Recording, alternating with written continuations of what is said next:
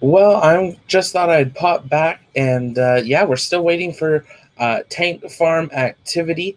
Oh, actually, we are seeing right now them opening all the flaps. So, oh, they are testing the flaps actually right now. So you can see them wiggling there, both the top and the bottom. So they are doing some flap testing, which is a good sign.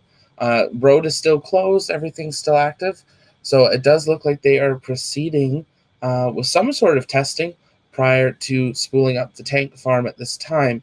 That's the most activity we've seen in a little bit from the pad, probably in about the last hour. Lots of birds in the area. We have seen those clouds that S. Padre tweeted about. They are in the area, but there is a lot of blue sky also now in the area. So things do look like it would be able to have a test right now. But yeah, you can see that the reflection on those flaps as they move back and forth. So uh, I'm feeling good about today. I feel a lot of people are feeling really good about today. Um, it just feels normal. We know what to expect on how things are going, and hopefully we'll be able to see that test here in the next couple of hours. We'll be live, of course, staying with it to see what happens. But right now, yeah, the bottom flaps are fully extended, and the top ones are still wiggling around. So kind of waving. Maybe it's saying goodbye before it starts spooling up. So hopefully we'll do that.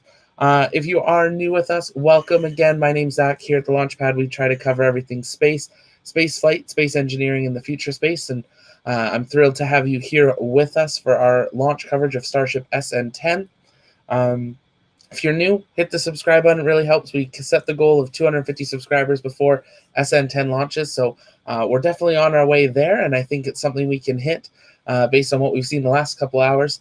So we'd love to invite you to do that. 100% of our content comes out on YouTube.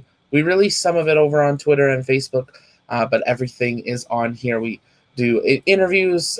We do live launch and landing coverage, Starship testing coverage, working on a bunch of kind of educational content, taking a deep dive and first looks at a lot of different aerospace companies, their rockets and their engineering, and hopefully just helping share the stories of those people in the space industry. There's some incredible people working on Starship, on Electron and now Neutron, on the SLS program, on Astra, on Vulcan. So many things going on. It's an exciting time to be alive if you're a fan of space, and we're just trying to bring that all to you because there's a lot going on and it can be rather confusing. So yeah, we're still sitting and waiting for it. We'll keep an eye on those flaps, but I will pop back when I have another update, or if we see that tank farm activity start spooling up, which hopefully we will see in not too long. This is Zach with the Launchpad. Stand by.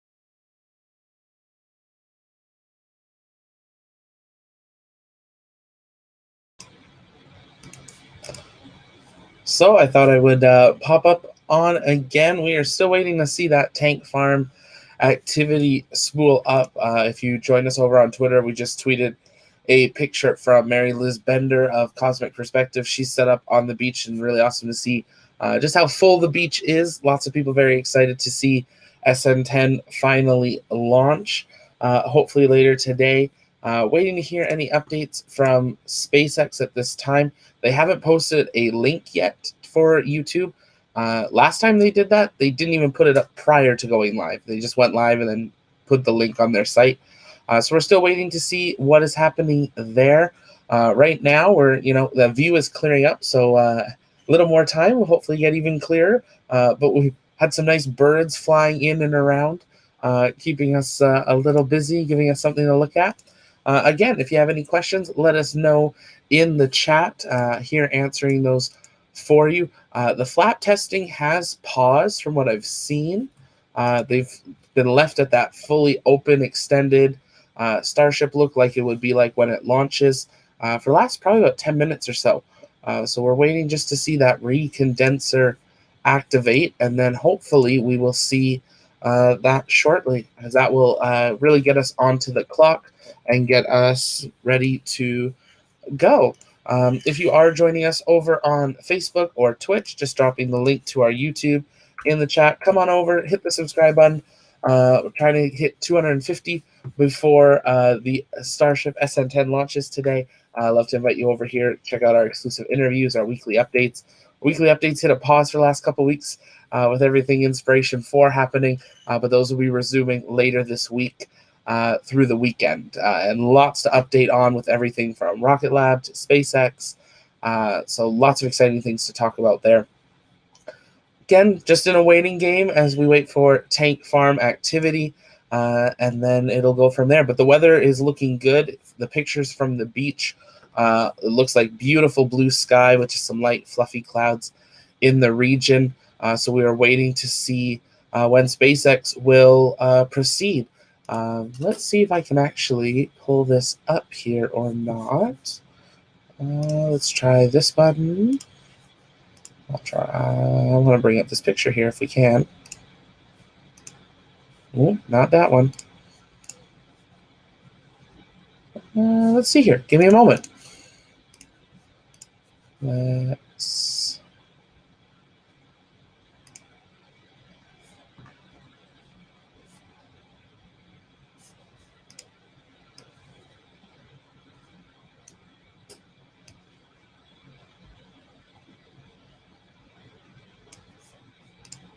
There we go. That's what we were wanting. So really great view out there on the beach as that is all filling in with people excited to see what is happening. Today we can split the view this way so we keep it quite large there for you. But yeah, we're keeping an eye out on Twitter. What is happening. That's coming in from S Padre about 15 minutes ago. See if they have any other pictures from the ground. These were the clouds they were talking about a little bit earlier, but it seems like they are starting to dissipate as well. So hopefully we will be seeing a change there, and we will start to see that tank farm activity pick up here in the not too distant future.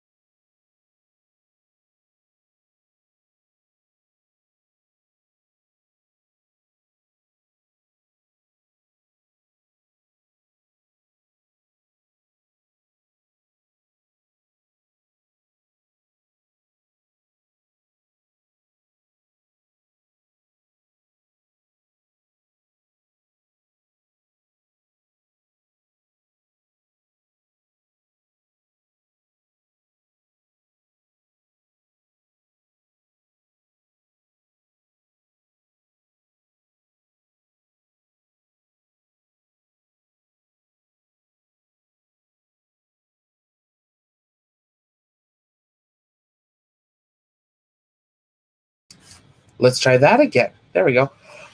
Just let me know where you sent that, Violet. That'd be awesome, and I will take a look at that and see what you sent in. Be excited to see what you have there.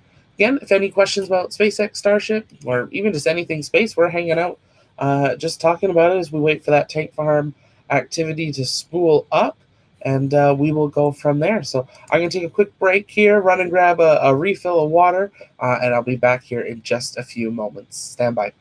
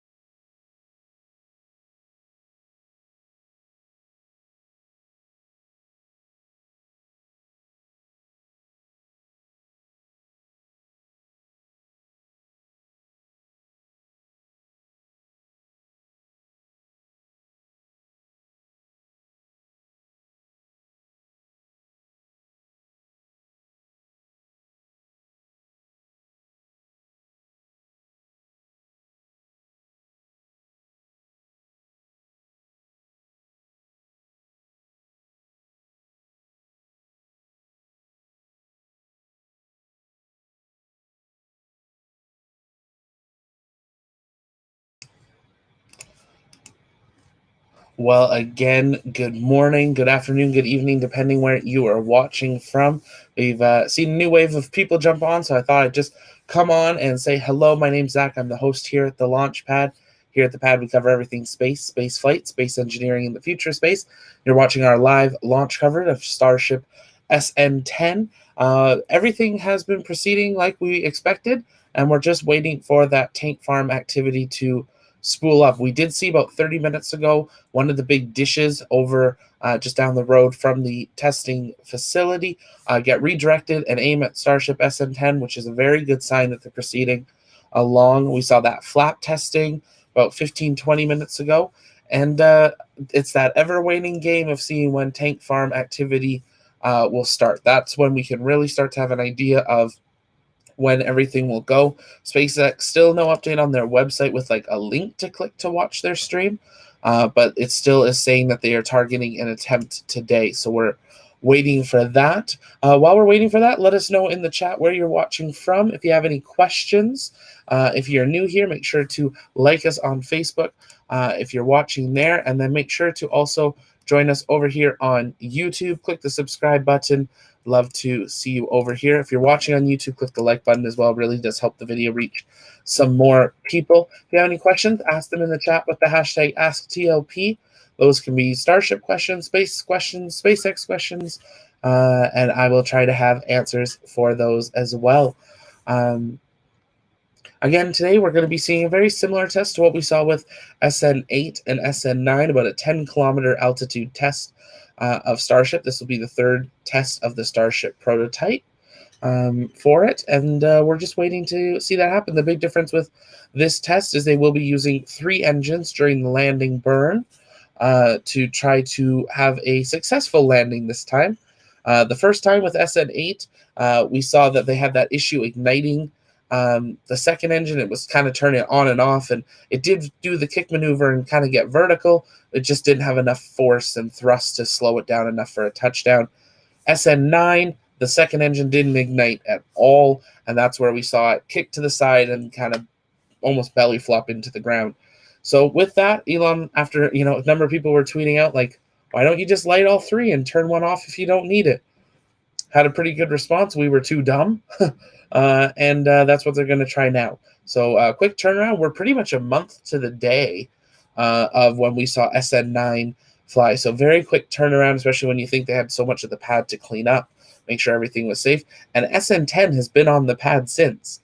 So we're excited to hopefully see it launch shortly. And SN11 should be coming out to the test stand B here in the not too distant future. Hello, Louise from Lancaster, UK. Welcome. Abba from Nigeria. Hello, welcome. Make sure you click the like for our Facebook page so you never miss a new Starship coverage. We always go live on our Facebook, but we do a lot of other content over on YouTube as well. So make sure to join us over on there as well. Just keeping an eye over here on Twitter, see if we see any new updates about anything. Well, we're not seeing really anything as yet. A lot of people just waiting. Yesterday, we did see some tweets from Elon that he is working on Starbase Texas. So lots of people excited to see what that is going to turn into, what that means, and what that will look like. There's lots of big plans for how Brownsville will expand and South Padre Island will expand. SpaceX has published a lot of new temporary and permanent jobs. So if you are looking for a job, definitely check out their website. A lot of really interesting ones. There's a temporary 6-month barista position. There's some permanent engineering ones, I believe. Lots of things. As SpaceX will be growing slowly, but things are starting to ramp up as they get ready to welcome more and more people to the region. So we'll hopefully see, that restaurant that's got the early MK1 wing flaps, a canopy open here, and different things. Obviously, they want to be safe with the pandemic protocols as well. We saw them working on the high bay on the bar on the top. That probably is not going to open for a while, just because of one, they're still testing the facility and everything, but 2, with the pandemic, how that all works. But we did see the staircase on the back of that come down, so definitely some progress being made there as well. Again, if you're just joining us, welcome. My name's Zach. I'm the host here at the Launch Pad. Here at the pad, we cover everything space, space flight, space engineering in the future space. I'm dropping our YouTube link in the chat. Come on over, join us on YouTube, hit the subscribe button. That's where 100% of our content comes out, exclusive interviews, one-on-one conversations, launch and landing coverage with Falcon 9, Rocket Lab, and a bunch of others, as well as our live Starship coverage. If you have any questions, let us know in the chat with the hashtag AskTLP. Also, if you are interested, share the broadcast. Let your friends and family know what's going on today, what we're watching and hoping to see, as we would love to invite them to be here as well. Let's see where people are watching from. We've seen Nigeria, England, UK. We've got Michigan. I'm personally in Canada, so really all over the world, which is really amazing to see for it. Luke, that is, I want to say that's the Sweden. So we're currently waiting for the tank farm and the recondenser to become active. At 8 a.m. this morning, Boca Chica village was evacuated. The TFR did become active, which is the temporary flight restrictions in the region. That's from surface to the ceiling to make sure that it is a safe region. There was NOTAMs in place as well to help keep the water secure as well. Then at 9 a.m., we did see the road closure. Before that, we did see that they were clearing the beach and the region as well. 9 a.m., we saw road closure. About an hour later, we saw that flight termination system activated, the lift came down, and the pad was cleared. And then we've kind of been waiting since. About 30, 45 minutes ago, we did see some testing of the flaps. They currently are in the fully extended position. So normally they kind of stand like this, but right now they're all out, which is the position they would be like when they do go to launch. So that's a good sign. And we did see about 30 minutes ago as well that the satellite dish, one of the two dishes was lowered and aimed towards Starship. So that's really good because that's how they can communicate with it. No one's gone back out to the pad since it was closed, so everything is still clear. The beach at South Padre Island is very much filling up as lots of people are excited to hopefully see this. Let's see who else we got. Hello, Brazil, the Netherlands, New Zealand, Quebec. It is Sweden. That's what I thought. But yeah, it's great to have you all here.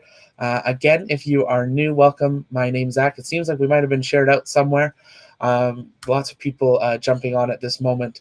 There's the YouTube link in the chat. Feel free to come over, join us on YouTube, and hit the subscribe button. We set the goal of 250 subscribers before SN10 launches. And with everybody watching, we can, smash that goal and almost hit our goal for what we wanted by SN11. So come on over, hit the subscribe button. We'd love to see you over here. If you have questions, let us know. Just send us a comment in the chat. Use the hashtag AskTLP, and we will get some of those answers for you. Earlier today, a lot of people were asking just, what can we expect from today's launch? Very similar to what we saw with SN8 and SN9 in the fact of about a 10-kilometer hop, the belly flop maneuver again. It'll come down. The big question is, how does that landing go? And we're waiting to see how that transpires today. So let's see. We've got Germany. We've got Michigan. Another Sweden flag. Really awesome there. Welcome, everyone. And we're just checking here, keeping our eye out on the Twitters because that seems like that's where all the late breaking news goes first.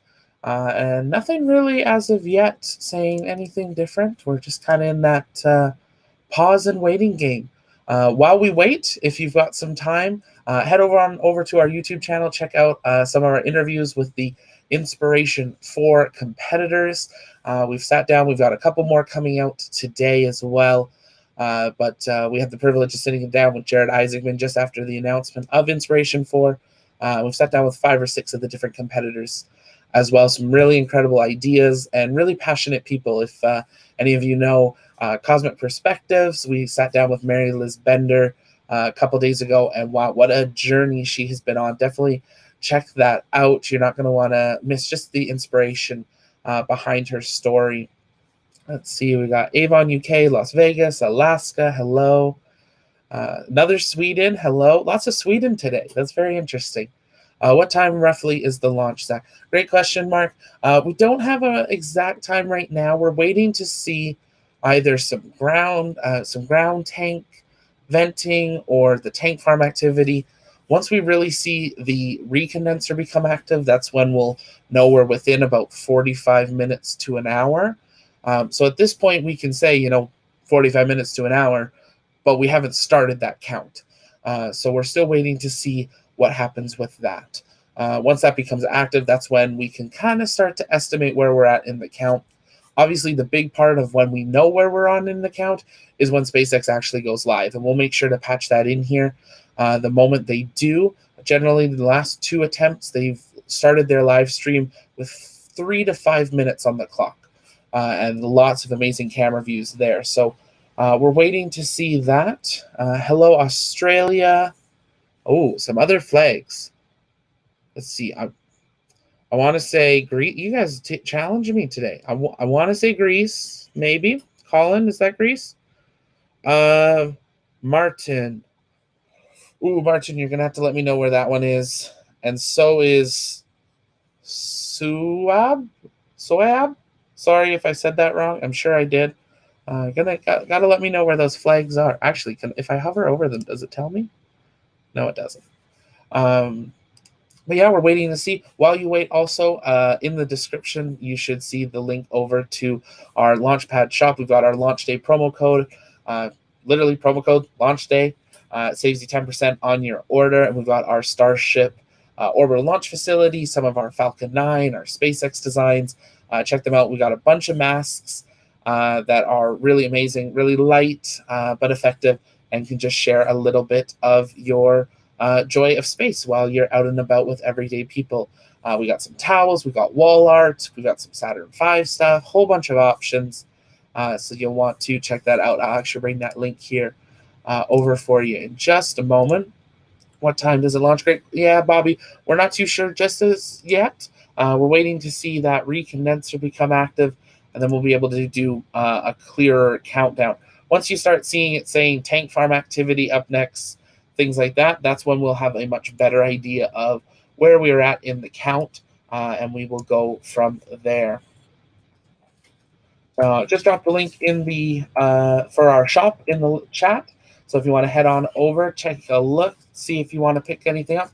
100% of everything from the shop goes back into helping expand the studio, work with partners on the ground to get things set up so we can bring you more exclusive content from the ground and stuff there. So we've got Puerto Rico, I see. We've got Jordan.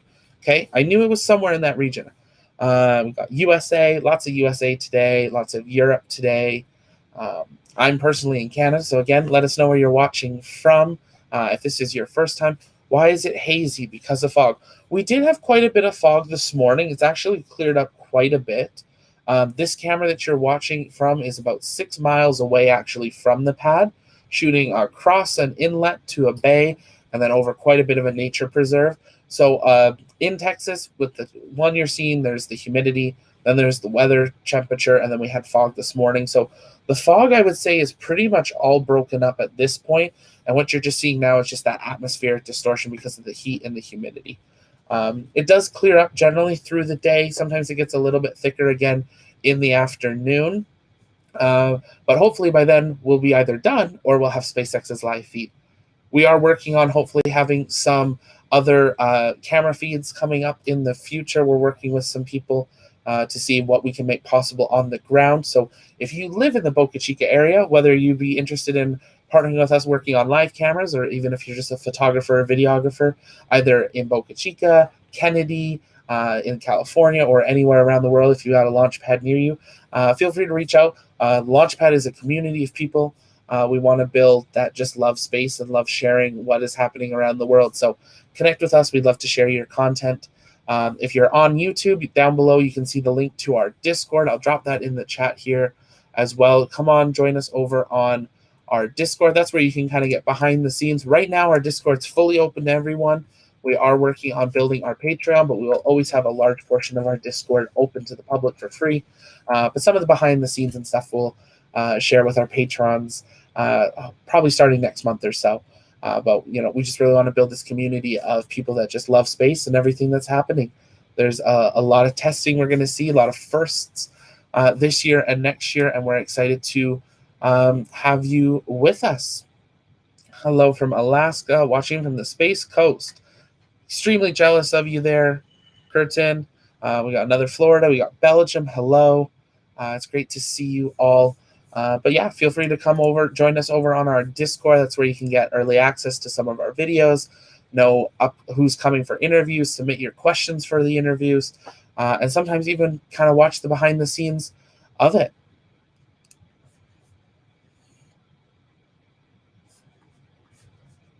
We're going to grab one more link over here.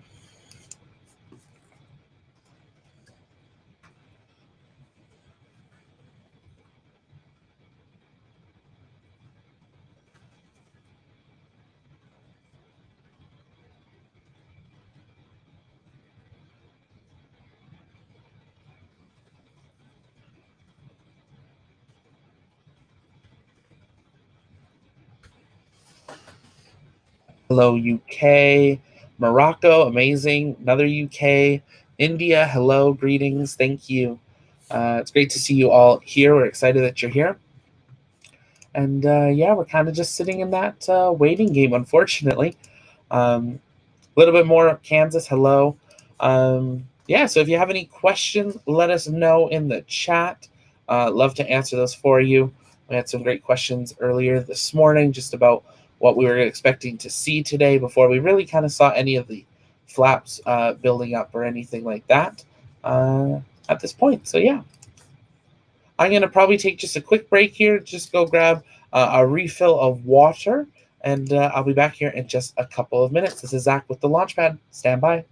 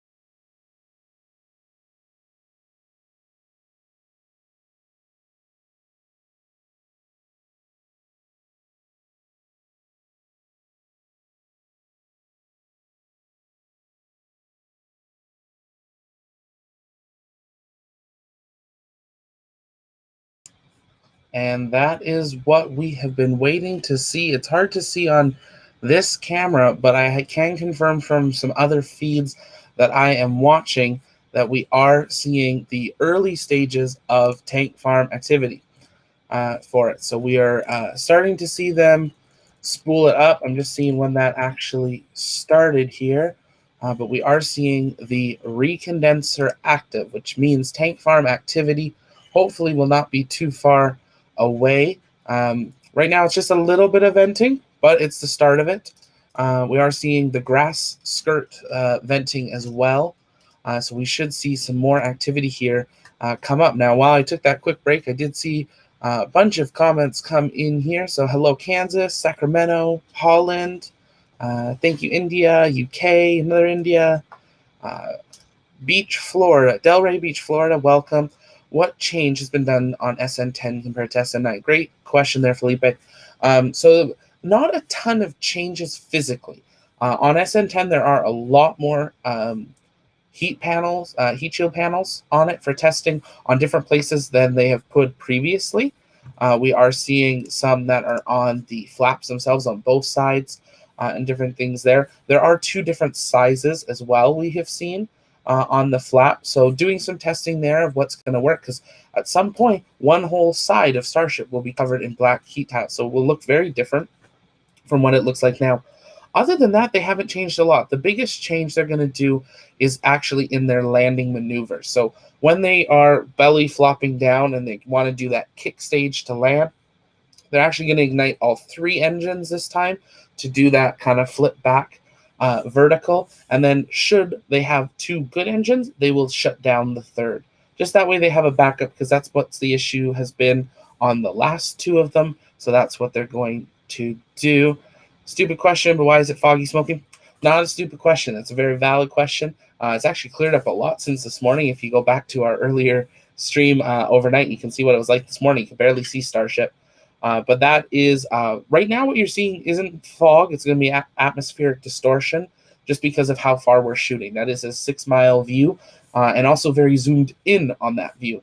So that's why it's not, like 4K. It's a 4K camera, but from 6 miles away. So that's what you're seeing. Hopefully it can land this time. Absolutely, Patrick. Hello.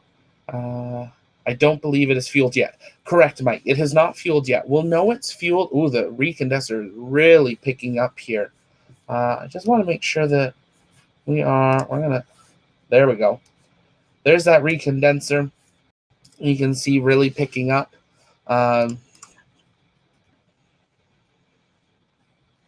Really starting to pick up, which is a really great sign. This is when we can start seeing, and we're getting big tank farm activity now too.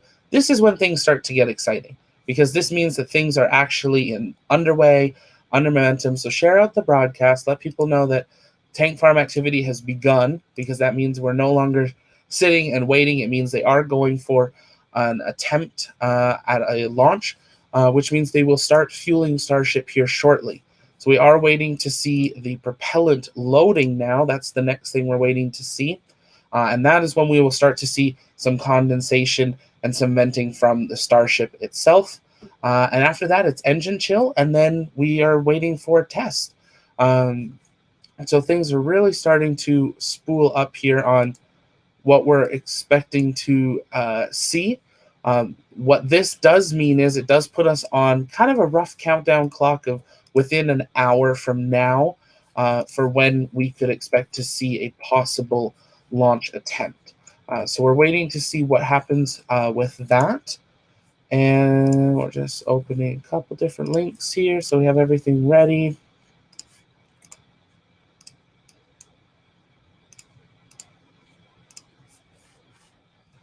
And yeah, if you're joining us over on Facebook, come join us over on YouTube. There's the link for you in the description. Make sure you hit the subscribe button for us. So we're seeing that venting all throughout the tank farm. That's a really good sign. And now we are waiting for that propellant loading.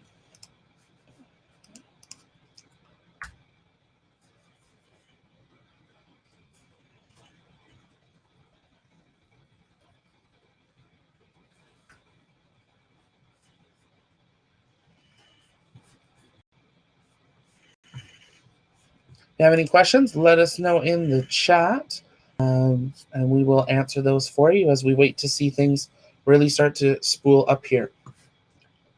There is the spreadsheet guy, that has been kind of tweeting out, keeping everybody up to date roughly where we are at. Most people are saying we're probably about 45 minutes away, 30 to 45 minutes away from some sort of an attempt, definitely in a countdown. Right now, the spreadsheet guy is saying, predicting that we are looking at a 12:35-ish ignition time. So that would be 40 minutes from now, from what we are expecting to see.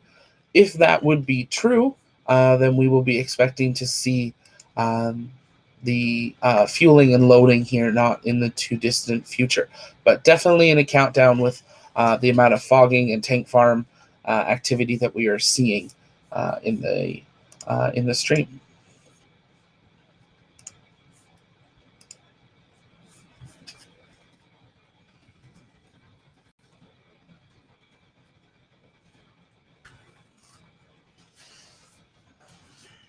Wondering who I'm talking to? I'm talking to you guys, but also our Discord. If you haven't joined us over on the Discord, it's completely free to do so.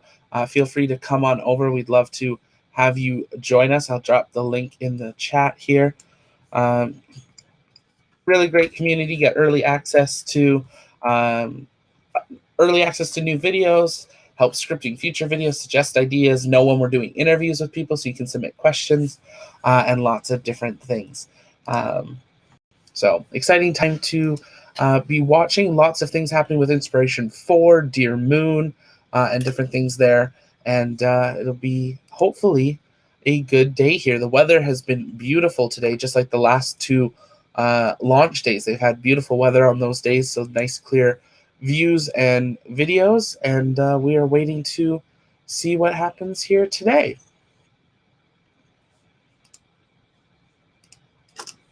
I'm going to take just a quick break before things really get spooled up here. But if you have any questions, let me know in the chat. Use the hashtag AskTLP. That's the launchpad, AskTLP. And I will be back in just about, give me 5 minutes, and then I will be back until we see a launch, or hopefully nothing else but a launch today. So just give me a moment. I'll be right back.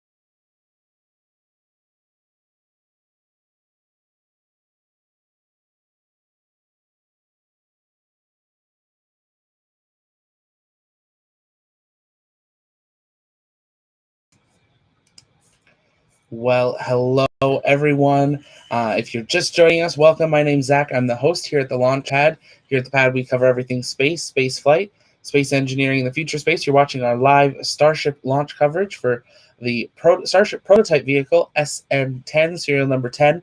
After a few hours of waiting, we are seeing that tank farm activity now building up, and we're waiting to see propellant loading. If you are new, make sure you like us on Facebook and subscribe to us on YouTube. YouTube's where you can access all of our content, up-to-date exclusive interviews, one-on-one conversations, lots of different things there. The link is in the chat now for you to come on and join us over there. If you have questions, send them in to us. Use the hashtag AskTLP. That'll make sure that I see those come in. Any SpaceX, Starship related, Falcon 9, anything like that, send those in. Right now, everyone's feeling we're kind of about 22 to 40 minutes away from an attempt. Once we see that propellant loading, we will definitely have a better idea of what to expect. But at this point, we are seeing that strong tank farm activity. And the next thing up will be propellant loading. And that's when we'll start to see Starship get a little bit frostier, a little bit colder, more venting around the Starship. And then the last big thing we will see is when we will start to see engine chill and tri-venting for it. So lots still to come, but it'll definitely start to pick up. Hello, Charlie. Great to see you in here. Are we going to get another explosion today? No. Well, maybe. We don't know. They're going to be trying a different maneuver during landing. Well, same maneuver, but using all three engines rather than two. So we're hoping to see that there, but hopefully not. Third time's the charm, right? We want to see that, nice, beautiful landing for it. I'm hoping that it lands and doesn't fall over. So let us know in the chat. There are 135 of you watching right now. If you are watching in a group, you might be watching the shared stream, which means your comments don't come here. So if you're watching on a chat, like in a group page or a shared page, make sure you click on the actual Launchpad panel. That'll take you to our page so I can actually see your comments, because we found some that we were missing earlier. So make sure, come on over to the Launchpad, but the easiest option, come on over to YouTube. That way we see your comments. But what do you think? Do you think it's going to stick the landing? Are we going to see a RUD? Are we going to see a RUD in orbit, like well, not in orbit, but during the flight? And at what point? Do you think during launch we might see an abort, or during belly flop? It's had two very successful flights all the way to that ending so far. So hopefully third time's the charm, but let us know in the chat what you think is going to be happening with Starship today. Personally, I say it every time. I hope it's going to land. I think it's going to land. It just feels good today. Things have progressed. There haven't been holds in the countdown that we've known. We haven't had random people driving through the exclusion zone yet. Land and tip over. We'll see what happens. We also have to remember, this is a tall building. This is like a 15-story structure, 13-story structure. So it's definitely a possibility. If it doesn't land just perfectly right, that could happen. But if you are here, feel free to share out the broadcast. Let your family and friends know that we are hopefully, within half an hour of a Starship test. RUD in flight if ULA or Rocket Lab sent snipers down there. Okay. Tell us how you really feel, Marcus. Yeah, absolutely. I think, they've proven they know what they're doing. SpaceX knows how to fly rockets. They know how to land rockets. They never done a belly flop for, and it seems like they can nail the belly flop. And we're just having to wait and see. What is a RUD? Great question. RUD is a rapidly unscheduled. There's a few different people that call it different things, but basically, it wasn't scheduled that it's broken or just exploded, or things like that. Rapid unscheduled disassembly is generally the term most people use for it. Type of thing. Some people use RUD for rapid unscheduled discounts as well. But generally speaking, for SpaceX, RUD is, it blows up. Let's go. You got this. Absolutely, Roy. Thank you so much. But we're hoping to see a good, successful flight here today. Twitter's kind of really taken off, and people getting excited that we're finally underway for it, and that things are looking good. The beach in South Padre Island is absolutely packed. There are hundreds of people along the lines of the entire beach. watching. So people are excited to finally see it. It's been a month to the day pretty much since we saw the test of SN9. So a very quick turnaround. And we are waiting to see what happens with this one. We're just going to check the stream. Yep, we're still live there. Just that cloud's not really moving. And we're waiting to see propellant loading. That's going to be the next stage. Flaps are unstrapped and are fully extended, which is why we can't see them. We can see them when they're like this, but currently they're out to the sides. It looks like it's got two big ears on the top from it. Again, this feed that you are watching is from 6 miles away. We are keeping an eye out on SpaceX's website for their stream to make sure that we can bring that in here as soon as they go live. Generally speaking, they go live about 3 to 5 minutes before liftoff with their coverage, and we will bring that to you uninterrupted, and then also bring you a commentary replay following it. No big changes between SN9 and SN10 prior to this attempt. A lot more heat tiles are positioned around Starship on the back of it, as well as on both sides of the flap. So they're definitely testing and seeing how those survive a static fire and then today's test. Also, we saw 2 different sizes on the flaps of the heat tiles. So lots of things. One big difference with the heat tiles for Starship versus the ones that we used to have on Shuttle is Shuttle, every tile was very specific. If you ever look at a close-up picture of the Space Shuttle, you would see all these numbers written on them, and that's because every tile was very unique to its position, which is why turnaround times took a lot longer. With Starship, they want to have, maybe 1 or 2 sizes of hexagon, and they just plot those around the whole thing. So if they need to replace some of them, they can go to the closet, roll out a pallet, and just do that repairment. They don't have to, one at a time create custom heat tiles. So that's another reason why SpaceX is going to be able to do rapid reusability is, you're going to lose heat tiles. That's a normal thing. But they're trying to make it so it's as fast of a turnaround as possible. We see that with the Falcon 9. I mean, we're down to, a couple 3-week turnarounds for it. So they know what they're doing. While we're waiting here, let us know in the chat where you're watching from if you haven't already, or who you're watching with for it. If you haven't subscribed to us over on YouTube, I know it's an annoying thing. You've probably subscribed to like 1,000 other channels, but what's one more? It really does help our channel out. If you are watching over on YouTube as well, make sure to click the like button. That helps YouTube know that you're enjoying what you're seeing and help share it with more people. We're thrilled that you're here. I'd say while we wait, head over, watch one of our interviews. Our interviews are a little longer, but after this, head on over to the rest of our channel. You can check out some of our exclusive interviews with the inspiration for Commander Jared Isaacman and some of the competitors as well. We've got another one of those coming up here. If we have this test later this afternoon, we'll have another interview coming out for it. Plus, stainless steel can withstand greater temperatures. And the space shuttle, absolutely there, Marcus. Yep.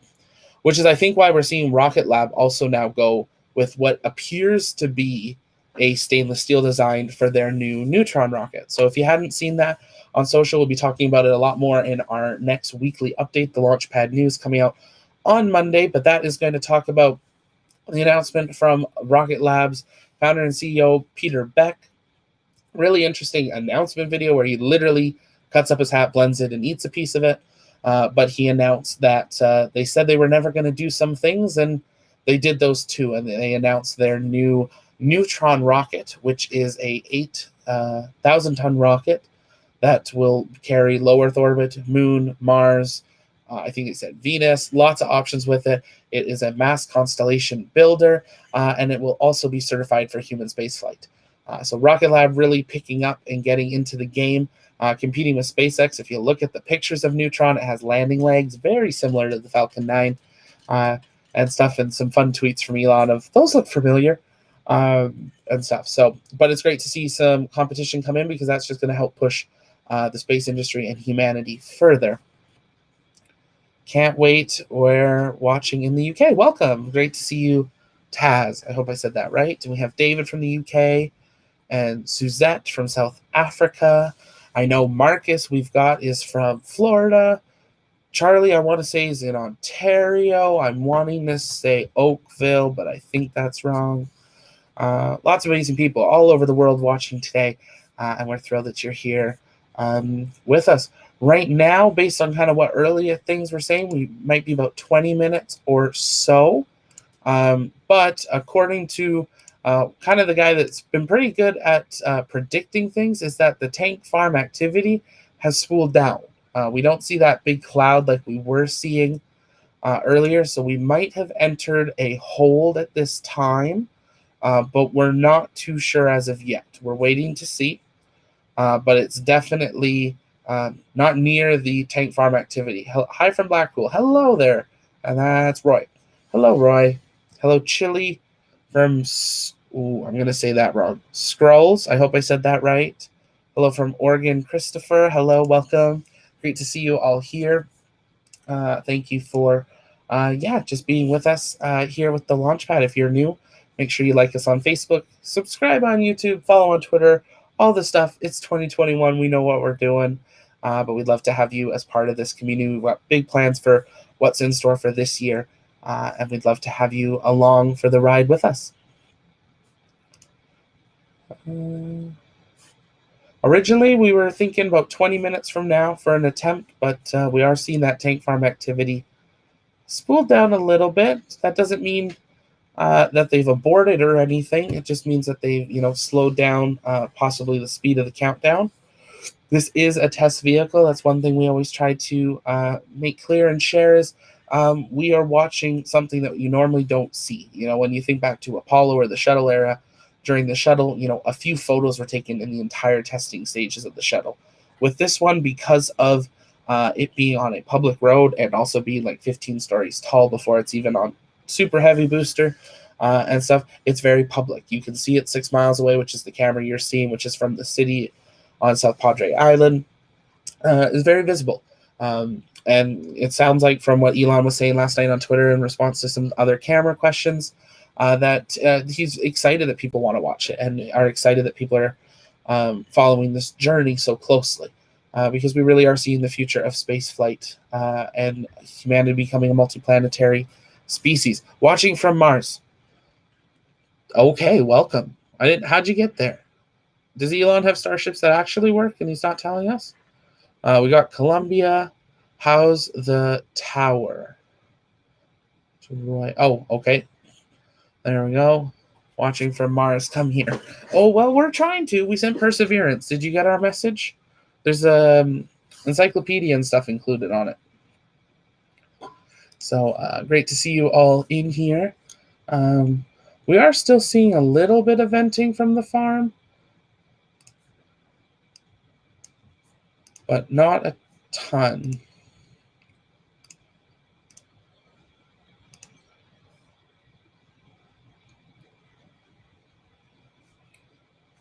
We're definitely in some sort of at least hold.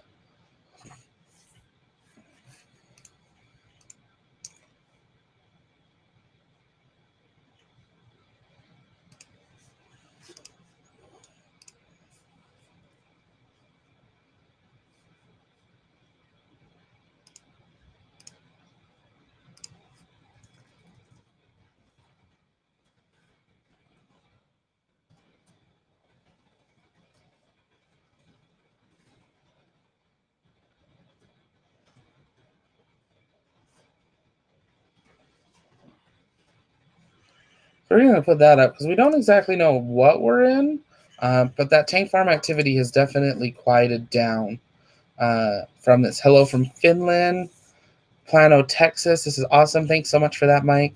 Why is it so foggy? So what you're seeing right now, Taz, isn't really fog. It's what's called atmospheric distortion. So this camera is 6 miles away, and with the heat and the humidity, and just the moisture in the air because you're along the coast, this is actually shooting over the inlet to the bay for South Padre Island. That's why you're seeing this. Also, we're then zoomed in. So this is a 4K camera aimed out that way that's then zoomed and then zoomed more. So that's what we're seeing there. Watching from the Philippines, hello, welcome. Looking at the weather and the wind conditions, really good wind right now. We're seeing 8 miles per hour or so. Kind of for the next little bit here. So really good to see there. That's good conditions for it. The weather nothing really looking like it's coming into the region that would cause a hold. So we're waiting to hear kind of why, or if we don't even know if we're in one, to be honest. But we're waiting to see. But definitely based on the tank farm activity we've seen, we're in some sort of hold because it has slowed down for it. So yeah.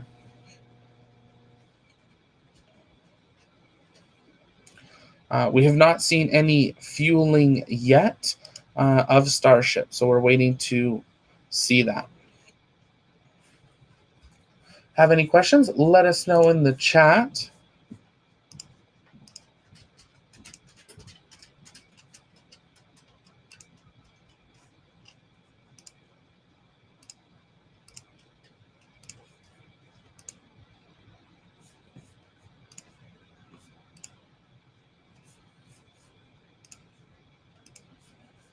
Hello from Pakistan. Welcome.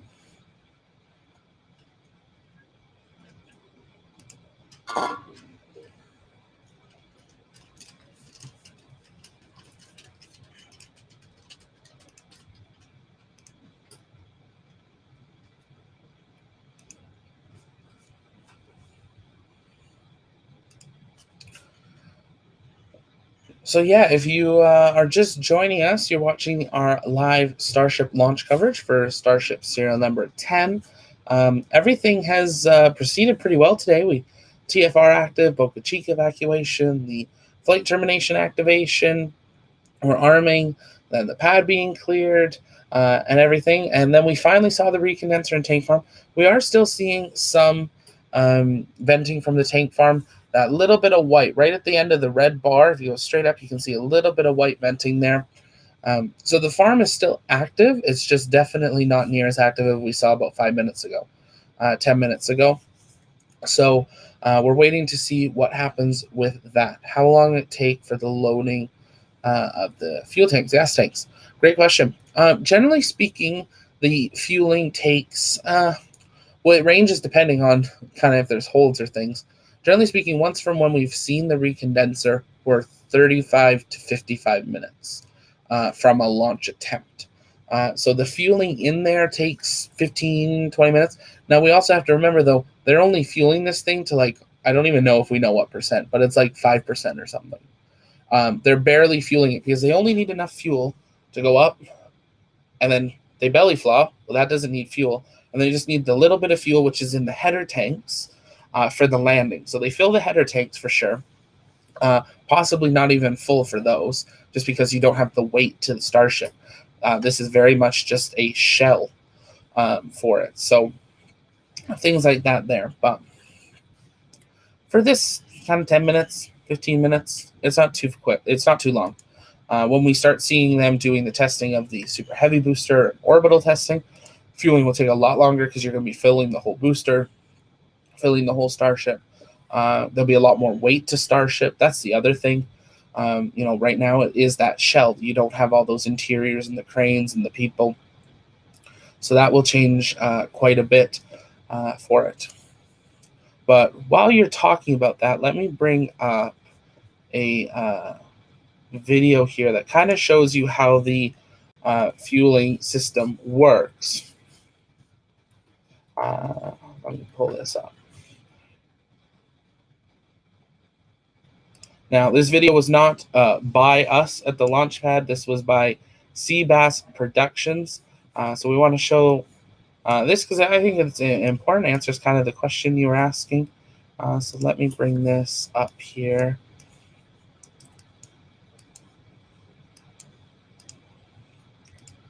And we're going to go right here. Oh. There we go. And while we're sitting, I'm just going to bump this up just a little bit more here so it's a little easier for you to see. But this is going to give you just an idea of how the fueling works. Now, this video was created by Seabass Productions, so definitely go check him out on Twitter and social media. Go watch his YouTube video, give him that view there. But this gives you a rough idea of what fueling takes a look like and gives you kind of a look inside Starship for it.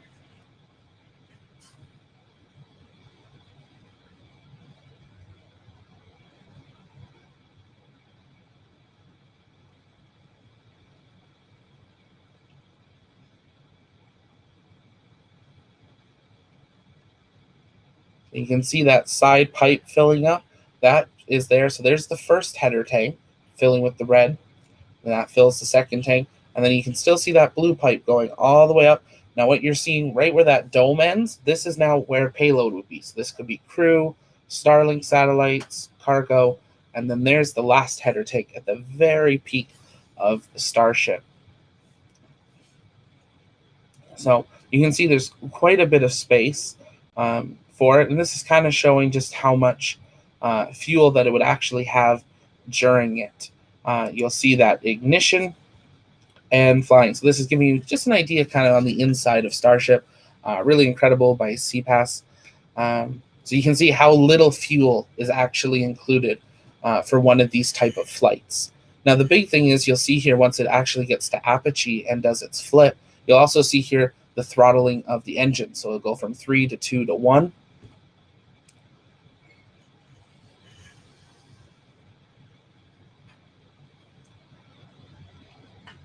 One thing you'll see here is those bigger tanks will empty, and you'll see how the header tank is not affected. Fuel from the header tank is not pulled until that landing burn. That is to make sure that they always have enough for a landing for it. So you can see it kind of draining around there. I think it's down now to 1 engine, and soon we should see that belly flop maneuver. And part of what we'll see in that belly flop is how the fuel actually shifts. Obviously, we're still in gravity, so there goes the flip. And see how all that extra fuel rotates? This is why they need the header tanks, because the header tanks keep it pressurized enough that when the engines try to pull the fuel, they can get it. If you didn't, you have all this extra in those bigger tanks that's nowhere near the inlets to the engines to get the fuel, and you would have an issue.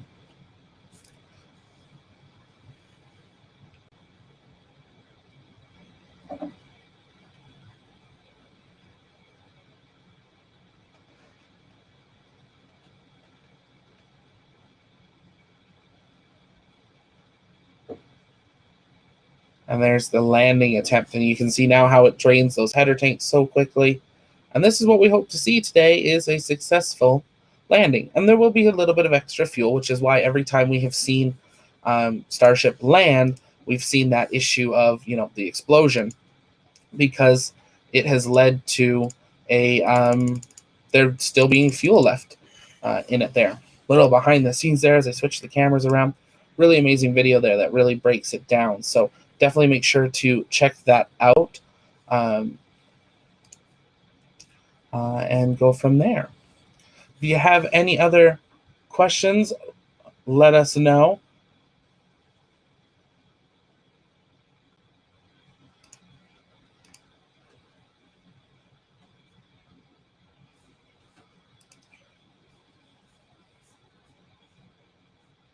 Yeah, absolutely. I think it helps bring it down to earth. It's, you know, rockets, you know, the joke is they're rocket science, but they're actually not that crazy detailed if you think about it, you know. The engine is the part that's, you know, a lot of power, and the RCS and stuff. For that looks amazing. What are you most excited for? I think it'd be exciting. I mean, I think seeing a landing today happen would be obviously huge. The fact that it's only the 3rd time a Starship has ever flown to, you know, anything more than like 150 meters. They never did a hop of a full Starship with the flaps and the nose cone. They went straight to now these larger altitude flights, just because it makes more sense to do so. Test the belly flop. I think if SpaceX can show and prove that they know how to do a launch, belly flop maneuver, and a landing, that puts them to such a new level that, you know, really the next step is a higher altitude and then orbital. And it starts to make it really realistic that this is something that is happening for it. One of our friends in Discord put the comment, rocketry is basically throwing mass out one end to travel in the opposite direction, which is so true. What is the total time of the flight? Total time on the last couple, we've been right about the 8-ish minute mark. So very quick for it. They are going to 10.5 kilometers or so, 10.5 kilometers, about just over 30,000 feet. But it doesn't look like it's moving that fast. This is a 13 to 15 story structure that is moving. So it looks a little slower. It's also quite a bit wider than if you think of Falcon 9 that, looks like it's shooting through it. And it does throttle its engines as well. Otherwise, it would quickly shoot through its apogee and go to a quite higher altitude, which hopefully we'll see maybe SN15, 16, 17, somewhere in there if everything goes well. I think they'll probably do 1 or 2 tests where they know they can successfully land, and then they will go to that next test level. We also know that the Super Heavy Booster BN1 is being stacked in the high bay and getting ready. Big question, will it have 2 or 4 engines? We saw an engine plate that looked like it had 4. So we're waiting to see what happens with that as well. Can't wait to see takeoff and land. Absolutely. Completely agree with you, Red.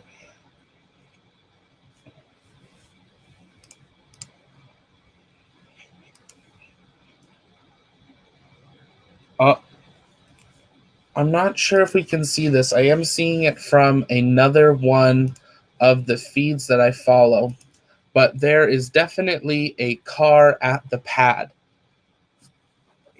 The pad is no longer clear here.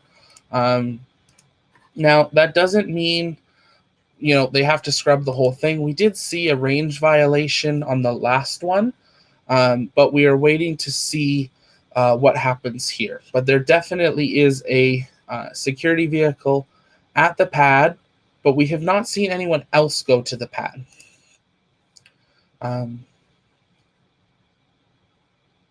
So we are going to go back to our point here where it's row closed and up next is pad clear. Now, there is definitely the possibility that this is just a temporary thing. Maybe they're quickly checking something or not. It'll be on global news if they made it successfully land today. I would hope so. It'd be a big thing. It's been awesome having global follow kind of our story. And there was a lady named Liz who's running for Inspiration 4 story, and definitely following more of it. But at this point, the pad is not clear, and we are waiting to see what is going to happen with this. There is definitely also now a truck, it looks like, at the pad as well. So might be a delay here in our testing. So just going to let's go right. I'm just going to update our tab here.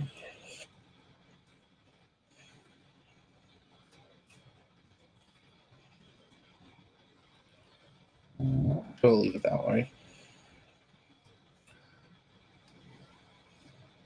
So we're waiting to see what happens. We didn't see the vehicle actually come out to the pad, but it is definitely there. What is success percentage of today's launch? Especially SN10 will create history. Great question, Hirsch. I hope I said that right. I believe Elon had said they were in the 60+ percentile for a successful landing of it.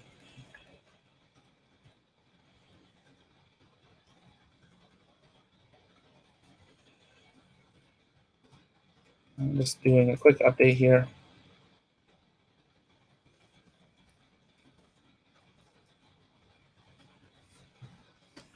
So we're going to stay here and stay live and see what happens.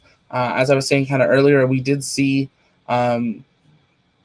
with the, I believe it was SN9, we saw a truck that had violated the exclusion zone. Security went out, chased them down, got them out. It was only a slight delay, but it was definitely a quick turnaround. But at this point, there are definitely people at the pad, which means that would explain why the tank farm was spooled down, because they could not be fueling the rocket if there is people on the pad. It would be a safety issue and most likely a violation of just their protocols.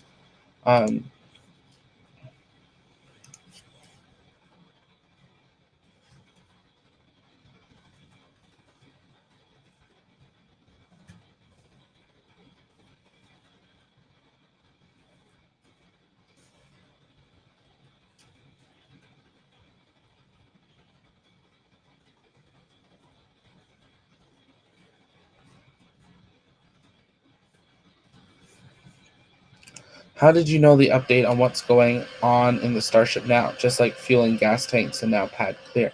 So we have this footage. There are a number of other incredible streamers that kind of do the same thing that I'm doing. It was inspired by many of them, and some of them have closer cameras.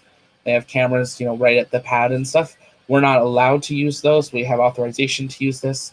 We're hoping to get some of our own cameras possibly down there this summer or fall, if we can. It's all thanks to your guys' support in the Launchpad shop. If we'll be able to afford some of our own cameras, we've sourced them, so we know what we would use. It's just getting those funds and getting them, deployed. So we are, just waiting here. So I watch a number of streamers. I've got a triple monitor set up, and one whole monitor is other streams supporting some of the viewers I hear. I've got my kind of earpiece in, which I can hear people on our Discord when they're in there. I can hear a couple of the streamers I like, and then you guys don't have all that feedback. So helps keep us up to date on everything that's happening for it. So waiting to see what happens at this point, but definitely looks like there is a delay, possibly due to a ground support issue with GSE or GSI. So we're just gonna wait and see what continues with that. If you are watching over on Facebook and you're watching in a group page on a shared post, make sure you click onto the Launchpad, come over to our official page, or come over to our YouTube even, so we can see your comments. Otherwise, we do not see them. They get shared on the shared posts, but not actually into the stream. And we want to see your comments if you're saying them. So we would love to do that and see what you're doing. But at this point, the road is closed. We're waiting for pad clear. And I think I'm going to take just a quick 5-10 minute break here, get some more fluids, maybe a quick lunch, and then I will be back. If you have questions, let us know in the chat. Use the hashtag AskTLP. That'll make sure that I can see those come in. Make sure we get those answered. Let us know where you're watching from, how you found us. And if you haven't yet, make sure you head over to our YouTube. It's not too late to subscribe.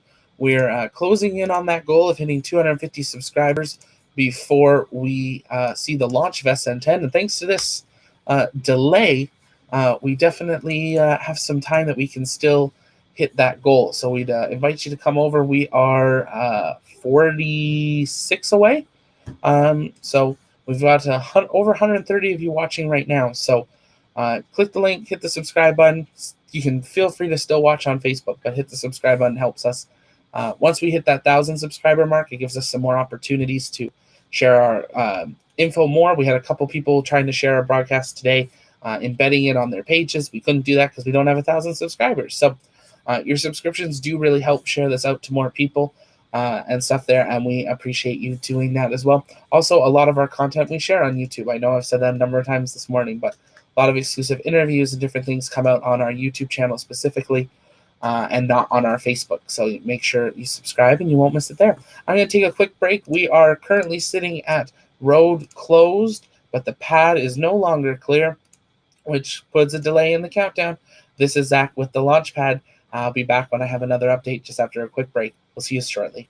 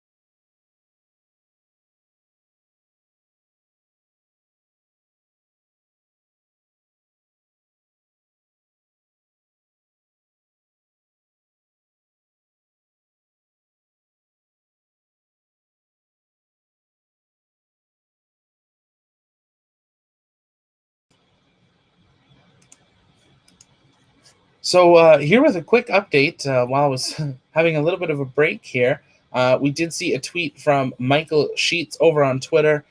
He's been definitely getting some sources and different things, and he just tweeted out not even a minute ago. SpaceX is still looking to launch Starship SN10 today, but they had a ground vent valve stuck open when propellant load was about to start. This is a source telling CNBC. So there is a ground support issue. A ground vent valve was stuck open. That is why we're seeing people out at the pad. Now we're not seeing a whole lot of people coming out to the pad. It looks like maybe 2 or 3 vehicles. So we're waiting to see how long that will take. But that does mean that there is an issue on the pad that we will have to be waiting for. If they cannot find a solution, then that would be a scrub for today. But at this point, apparently SpaceX is still quite hopeful that they will be able to still have an attempt today, that it shouldn't be a huge thing. It's not a range violation. It's not an issue with Starship. It's an issue with the ground support. So I'm going to continue just having a little break. If I see anything more about it, I will definitely jump back on here. We do have to remember we still have until 6 p.m. Central Time. So we do have 5 hours left, almost 5.5 hours left in today's window. So lots of time since it only takes about 45 minutes or so.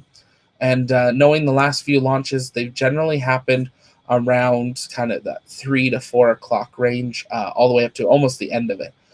So quick little update there. We are having a ground support issue. So take a break, grab a coffee or a drink, have some lunch. We're going to be here for a little bit, and I will be back if I hear any more updates or we see that tank farm or we see the pad clear and tank farm activity spool back up. So this is Zach with the launch pad. We're not going anywhere, just a quick break. So stand by.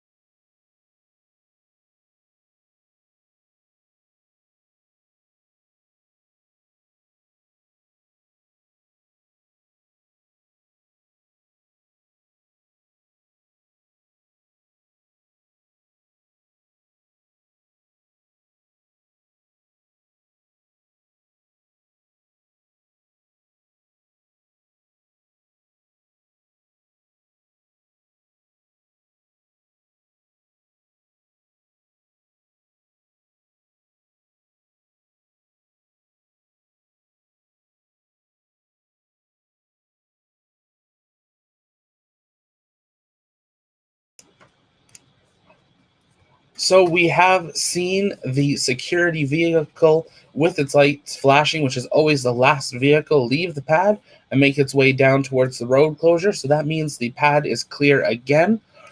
So now we wait, as we did earlier today, to see how long it'll take for the tank farm to get spooled up for it. So we'll wait and see. That's going to give us a better idea on when we might be seeing a launch attempt here today. Hopefully they were able to solve that issue. I don't think they would have cleared the pad unless they were able to. It was a good thing they noticed it prior to propellant loading, because an open valve could cause a lot of issues, especially when you have an ignition and flames in the area. So that's why SpaceX is SpaceX. They're always quite safe and try to move at a speed that's quick but also safe. And we're waiting to see the tank farm. It looks like the recondenser possibly is already on. We'll wait to see if it gets a little bit heavier. But hopefully we'll be seeing a launch attempt here in the next little bit. So feel free to share out the broadcast, let people know we are back on track, heading towards a launch attempt of Starship SN10.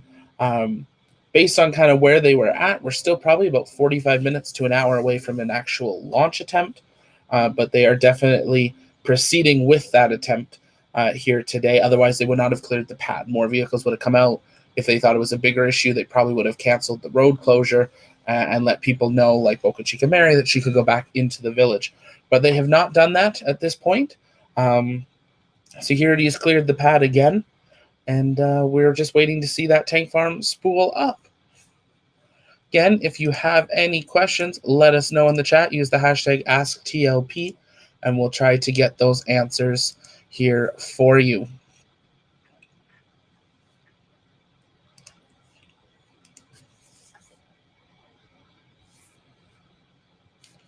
Just keeping an eye out on Twitter, see if we see any updates, and I will be back here in just a few moments. We're continuing our live coverage of Starship SN10 test flight. I'll be right back.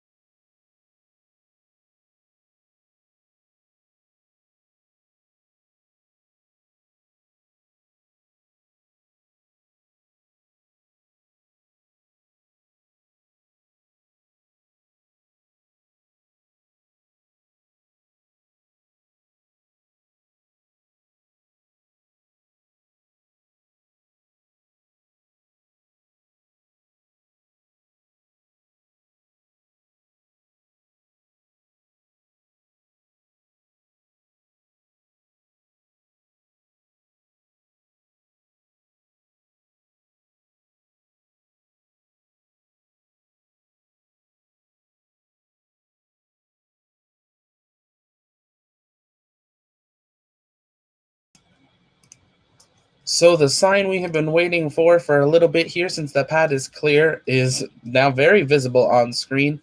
We have active recondenser. Generally, this means we are about 34 to 36 minutes from T0. So we're sitting, getting pretty close there, waiting to see what happens. Waiting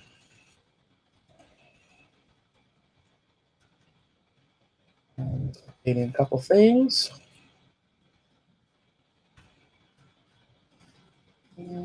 And generally speaking, for sure, probably under that 40-minute. Once we've seen that puff, has calmed down a little bit, so we'll see what happens. They might have just been doing a test of it. It's still active, so wait, see what happens. Hopefully, things will pick up here with the testing, and that we can see the rest of the tank farm start to come alive, and then we will see a launch of Starship SN10. Remember, it's only been a month since SN9, and that SN9 did not end well. We had that worse ending than SN8, but the FAA has approved another attempt, said that SpaceX had done everything right, didn't put the public or the region at danger, did cleanup, and they were authorized to do another flight. So we are now seeing the recondenser. Wait to see a little bit clearer views of tank farm activity, and then we will go from there. Again, if you have any questions, let us know in the chat. Share out the broadcast. Let people know we are starting up here again, hopefully, and we will go from there. Again, today you're watching our live launch coverage of Starship SN10. Shout out to spadre.com for helping us out with this live footage up until we get the access from SpaceX's live feed, which we will bring up, and then we will come back to the Padre view to see if we can see, hopefully, a standing Starship at the end of this. But we are seeing a little bit of tank farm activity, but I'm going to wait till we see quite a bit more, because they could just be doing some testing of the systems, especially if they had a valve that was having an issue. So we're waiting to see what that is like. But the weather is clear. Nice, big, beautiful blue sky for a launch. So we're waiting for that.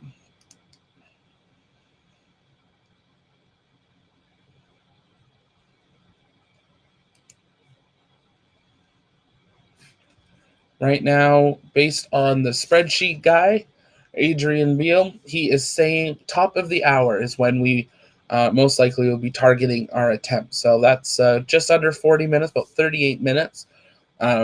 If you aren't following him, make sure to do so over on Twitter. It's BC Car Counters. He has taken all the data we've seen from the static fires and SN8 and 9's hops to try to build some charts to kind of give us a rough idea and start building some timelines. So when we get into 15, 16, 17, and down the road, we have an idea, we hit recondenser, we're exactly in these time frames, as long as there's no issue. So definitely check him out, give him a follow, let him know that you came from us, and give him some support on that, because that's a lot of work doing all that analytics for it here.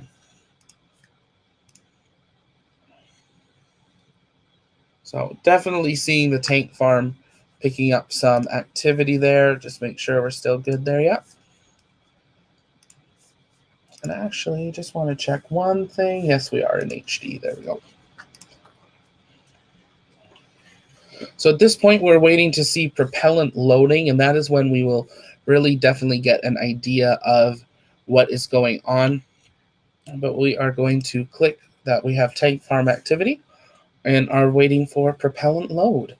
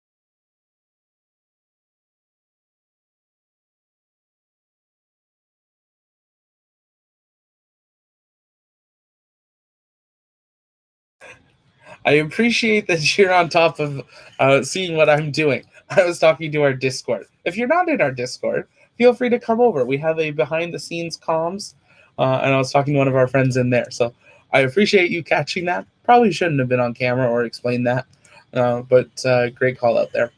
But yeah, we're definitely seeing the tank farm really spool up there. You can see very large venting, and hopefully we will see some venting start with Starship here in the very quick future, and that will mean that we're really progressing along in this timeline of hopefully having an earlier in the day test of Starship. A lot of the with SN9 and then again with this one in SN10, a lot was pointing to SpaceX wanting to kind of have a, maybe before noon or before 1 test of Starship.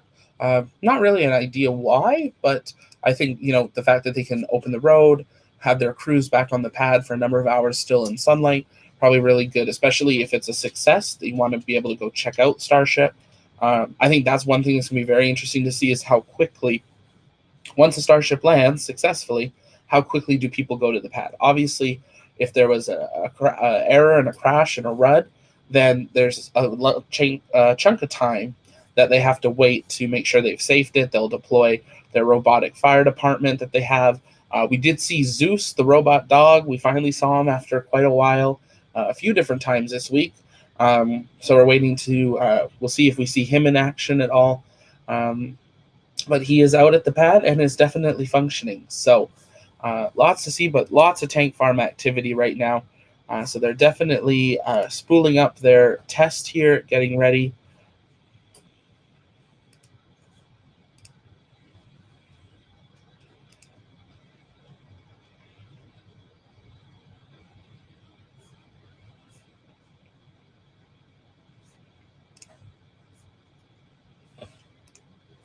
Again, if you have any questions, let us know in the chat. Use the hashtag AskTLP. I'm here to answer those questions as we wait for propellant loading. We are seeing the tank farm being active. Take a moment, share the broadcast, let people know that we are back in the countdown. We were pretty much back to where we were only an hour ago. So we had a hold or an abort, found an issue. Seems like they've solved it. And we are now back pretty much at the point where we're at, where we're just waiting to see some venting from Starship. So we hope to see that in the not too distant future.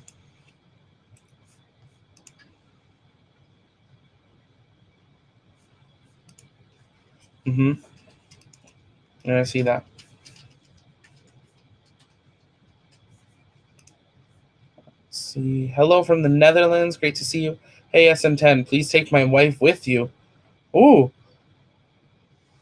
I don't have a response for that one, Ray.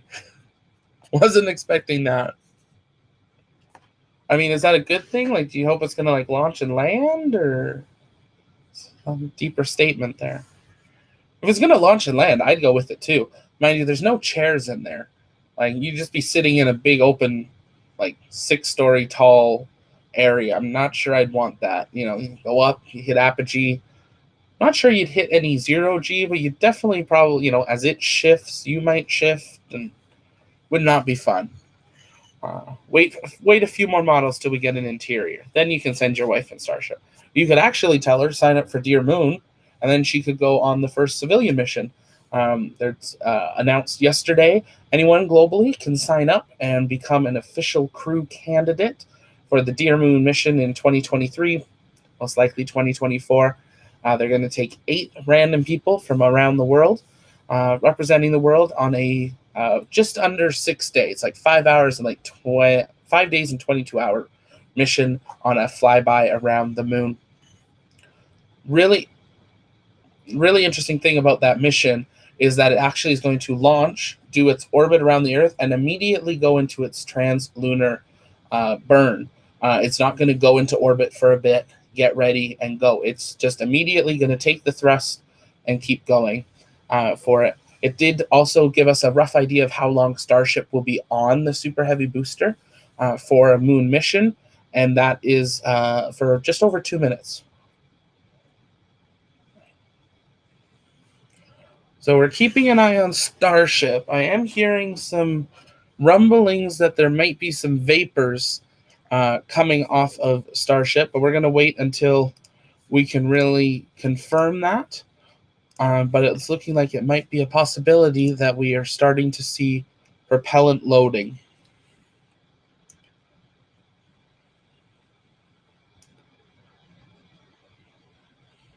If you're wondering what I'm looking at, I have a secondary monitor that has a number of other really incredible streamers. Definitely check them out. Space News Pod, Overlook Horizon, and some others there. Lots of amazing people, open us all up. All have slightly different coverage and stuff, and some really amazing people that are really supportive of new people coming into the industry as well. So I'm keeping an eye out because some of them have some different feeds, and we're seeing what we can see from the actual rocket there. It did look like there was just a little bit of venting at the base of Starship, but we're going to wait and see if we can, really see that here. Right now, the spreadsheet guy saying 57 to 58 minutes, so 2 to 3 minutes before the hour is when our estimated T0 time is.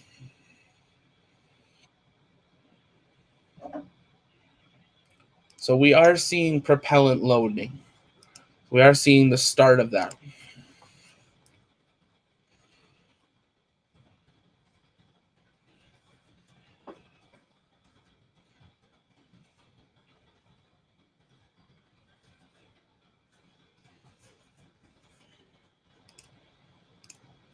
And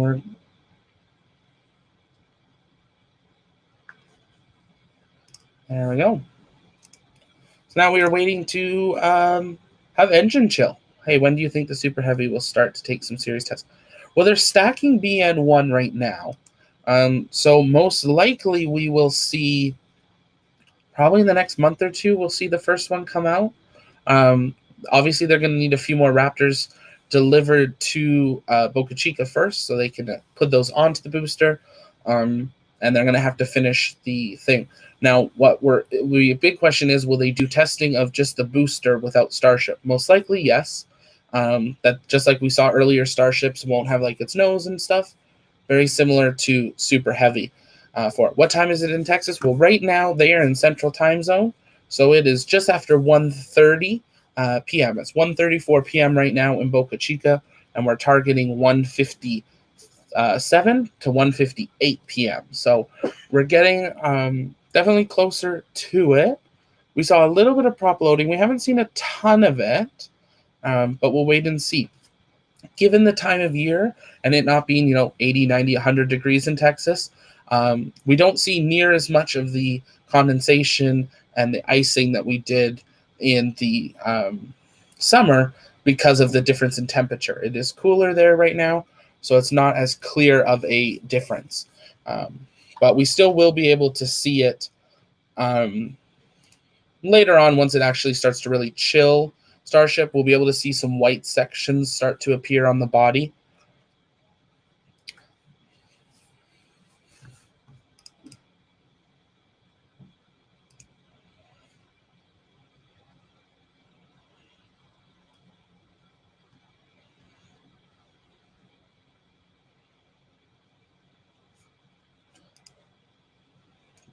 So for all of you here watching, let us know in the chat, what do you think is going to happen today? Are we going to see RUD during a RUD during flight, RUD during belly flop? Are we going to see a RUD during the landing burn?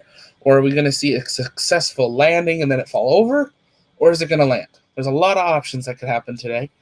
I mean, I guess another option is it explodes on the pad, but hopefully we don't see that. That would cause some big questions for Starship. If it's just a landing burn, that's just something they're learning. That's very new to them through that belly flop maneuver. So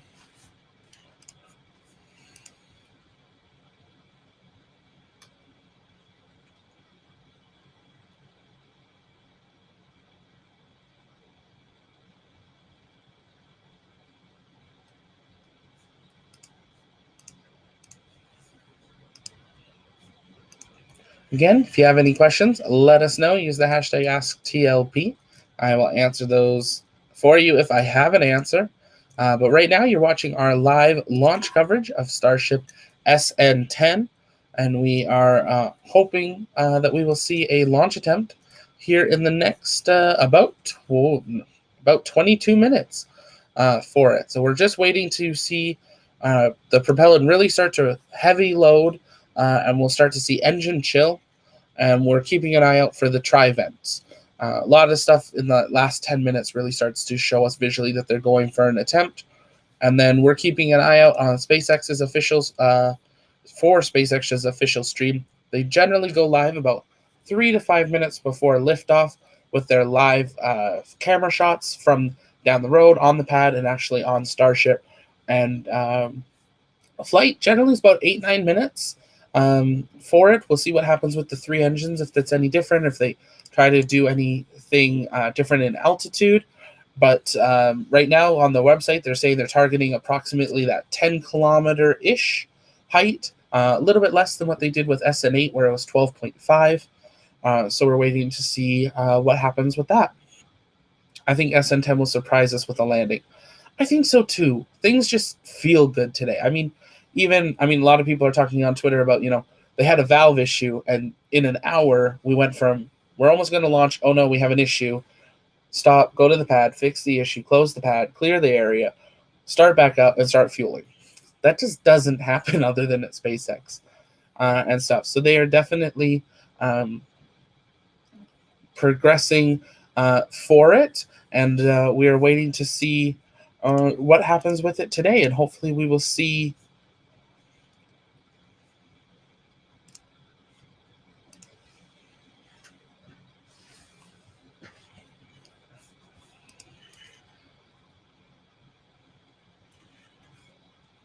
yeah, I think we might be in for a good launch today, which is always the hope.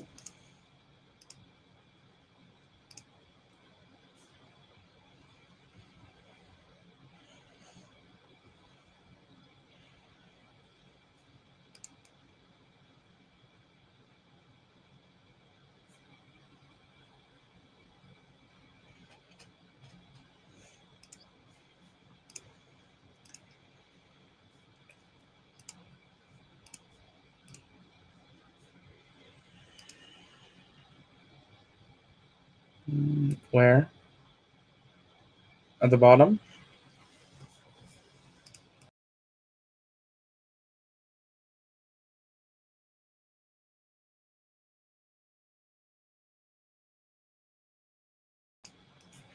Again, if you're joining us over on Facebook, click the link that is in the description now. Join us over on Facebook.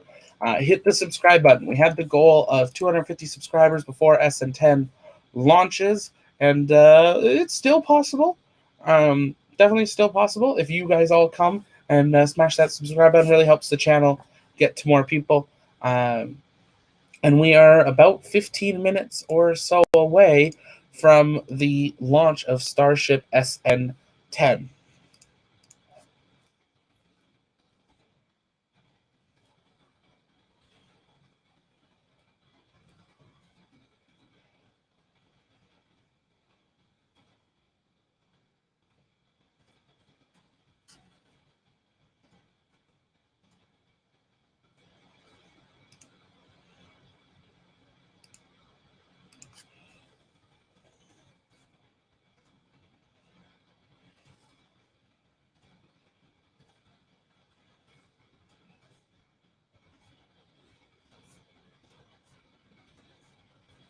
Just tweeting our links out there.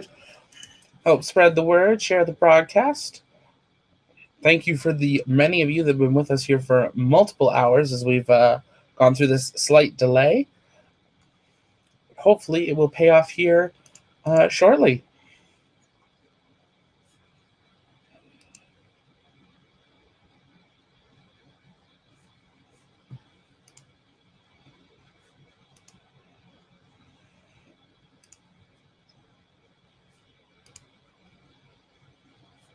Mm-hmm.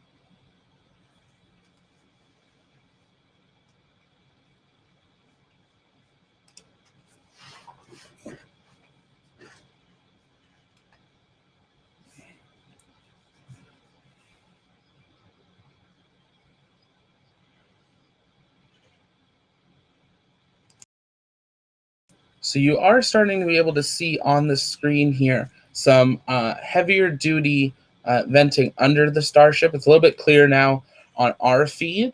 So you can see that under, which definitely means that they are working on propellant loading.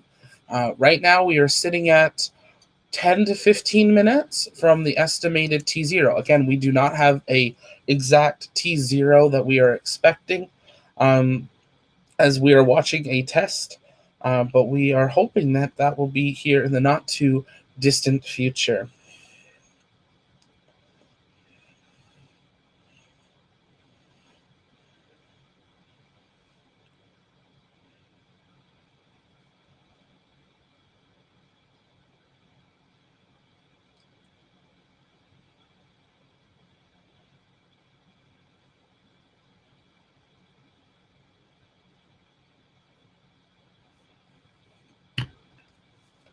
Next big thing we will see is the engine chilling and the tri-vents, and that's when you really know that the engines are getting ready. They're starting to cool them down so they're ready for ignition, and that they're really going to go for an attempt.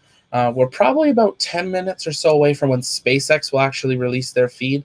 They've still yet to put a button on their website, but we're keeping an eye on their YouTube as well, because the last time they went live without really any notice. So we're waiting to see.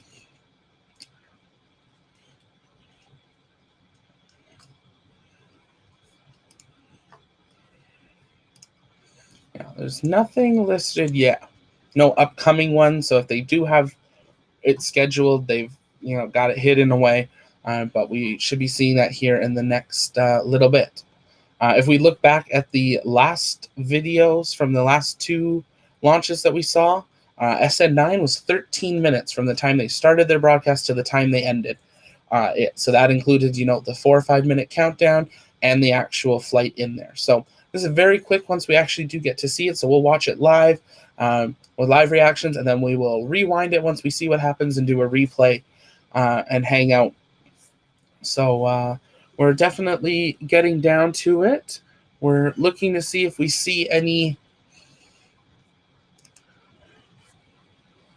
Waiting to see if we have any venting.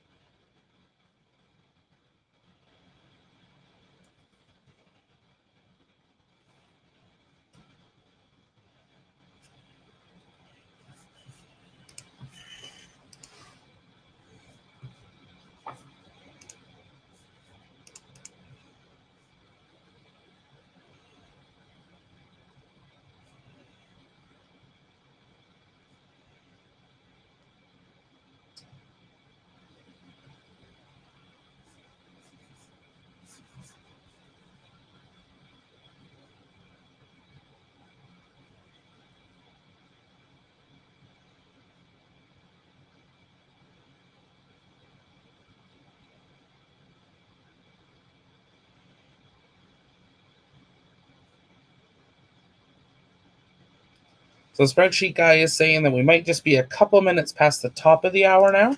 So maybe about a 5-minute delay in there.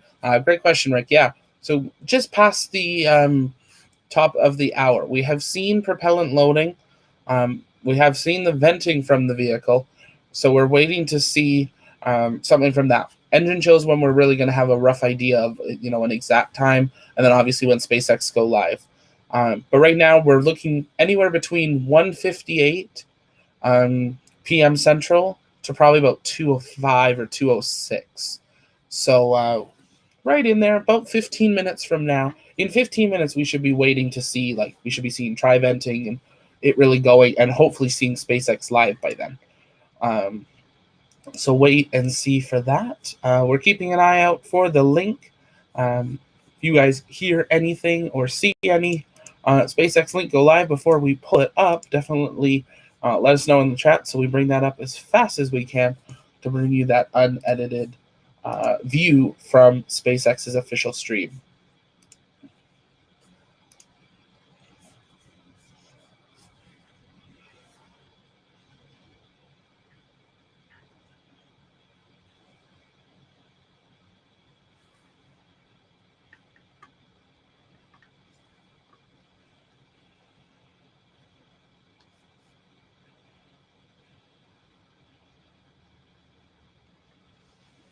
Again, if you have any questions, let us know in the chat. We're just sitting and waiting to see that engine chill really start to pick up, or that Starship venting really start. Only seen a little bit.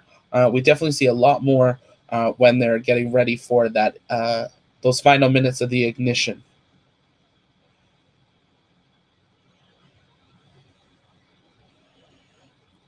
Lots of tank farm activity, so they're definitely still deep into propellant loading. Now they don't, oh, there's a big vent from the side of Starship here. We should see this in a moment. No, we should see this here.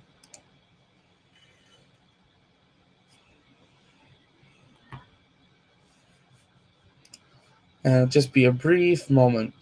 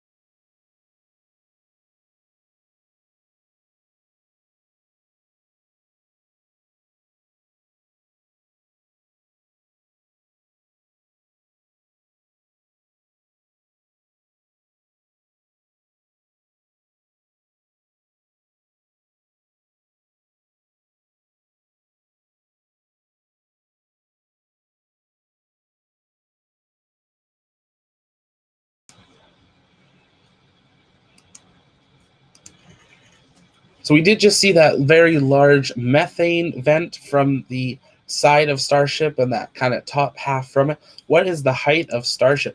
That is a great question. Let me get the exact info for you there. Everybody always says it's right about kind of between the 13 to 15 stories because it is quite a tall vehicle. It is, let's find this here. So fully stacked, here we go, 50 meters. So it's 160 feet or 50 meters tall based on the SpaceX's website. Now, obviously, some things have changed since their design on that, but we'll wait and see. It looks like today is going to be a good chance of the launch today. When Starship is fully stacked onto the Super Heavy booster, it will be 120 meters tall or 394 feet. The diameter of Starship is 9 meters or 30 feet. So you can think about that. When it's fully built and stacked on Super Heavy, it can take a payload to low Earth orbit of 100 plus tons or 220 plus KLB. So what is its top speed? That is an interesting question. I don't think we actually have that because speed is very different in launching than it is driving. Because you have to get to a point where you're going so fast up, but also so fast sideways.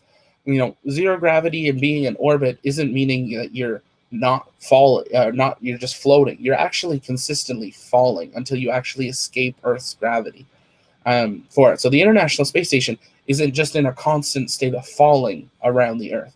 Same idea with what Starship would be. We're not going orbital today. We're probably a number of more tests before we see that actually occur.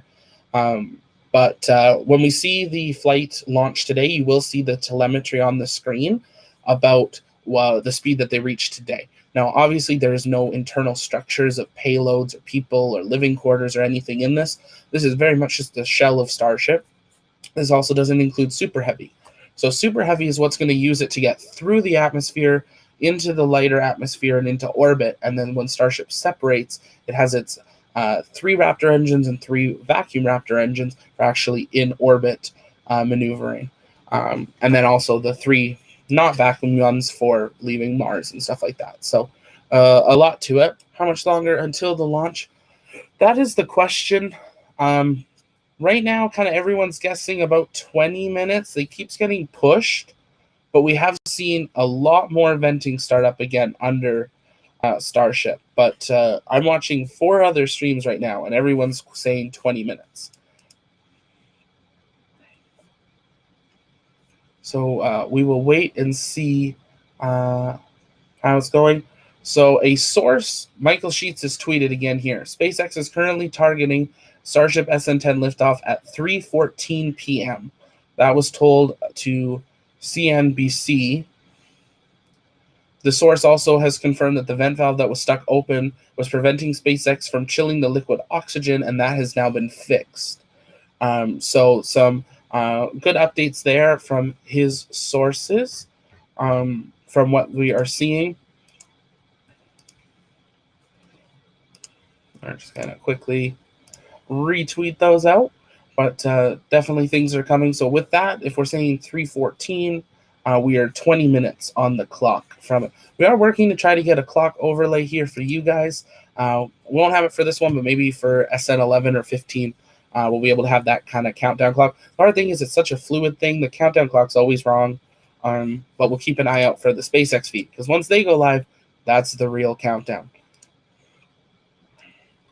Not how long too long. How about SN11? So SN11 is stacked in the high bay. I believe it's ready to pull out. Now, we did see them prepare the crane earlier today. They did kind of pull it out, tip it up. So the big crane is ready to go, which means if today got scrubbed for some reason, they might have moved SN11 out, just like they did with 10 when 9 was having a delay and issues. If today goes well and it lands, they also might bring the crane out to move SN10 probably back to the high bay, we would assume, because they'd want to check it out, or they might put it right back onto the pad and possibly try another flight with it. We're not too sure with that yet. But SN11's ready to come out there. We could see that dual Starship picture again, which definitely shows kind of the hope in the future of what's next. So we are waiting to see. All of you joining us on Facebook, thank you so much. YouTube as well. It's great to see you. If you're joining us over on Facebook, we stream our live Starship coverage over there, but you're not going to want to miss our other footage and interviews and weekly updates. So I'm going to drop the link for you to our YouTube channel in the chat. Come on over, hit the subscribe button so you never miss a new video from us. Why they start SN9? Where was SN1 So there were all the other ones. If you head over to our Twitter, I'll tweet it out after the test today.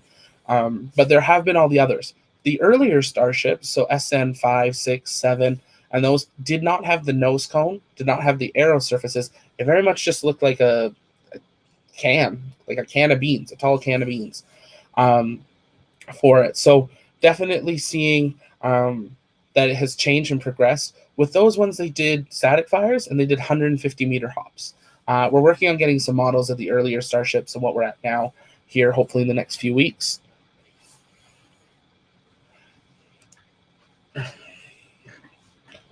So they did exist. So this is serial number 10. All of them have existed, and since Starship serial number 7 has had a few generations. So 7.2 is actually on the left of your screen here, not the somewhat taller one on the far left, but the next one. That's Starship SN 7.2. That was testing the thinner wall materials, going from a 4mm to, I believe it was a 3mm. Yep, so T-minus 17, yeah, right about there. That sounds about right, based on what we have been hearing on social, especially from that source from CNBC. So we will have to wait and see what is happening. But we're about, 16, 17 minutes from a possible launch attempt of Starship here. Again, if you're joining us over on Facebook, click the YouTube link, come on over, hit the subscribe, trying to hit that 250 subscribers before SN10 launches, and there's more than enough of you. If you all came over and hit it, we'd smash through that goal. Reason we want to do that, we want to get to 1,000 subscribers. It just gives us more opportunities to help share out our content. It's not about constantly monetizing the channel or anything. We had a couple opportunities that people wanted to have our stream published on their websites, and you can't do that unless you're over 1,000 subscribers. So that's the reason. We just want to be able to share this with more people in the easiest way that they can access it. So subscribing really does help, and also liking the video, letting YouTube know that you're actually enjoying the content that you're seeing, whether you like me or you just like that you can see Starship. That is a huge help for us as well. So coming up on about that T-minus 15-minute mark here, do you think SN10 will land? That's a good question. I am hopeful it will. I think the saying, third time's the charm, is always a hopeful possibility. I think they've done a lot of learning from the early ones. I think the fact that they'll have the 3 engines, I'm almost wondering if the one thing that's thinking in my mind is, will they have too much power? When they do that kick maneuver, will they have too much? And, kick it too far left. It might land, but does it miss the pad? Or things like that. Hopefully that doesn't happen. They have the control. But absolutely, hopefully, Red, yeah, SN10 makes history today. Lafuno, I hope I said that right. Hello, welcome.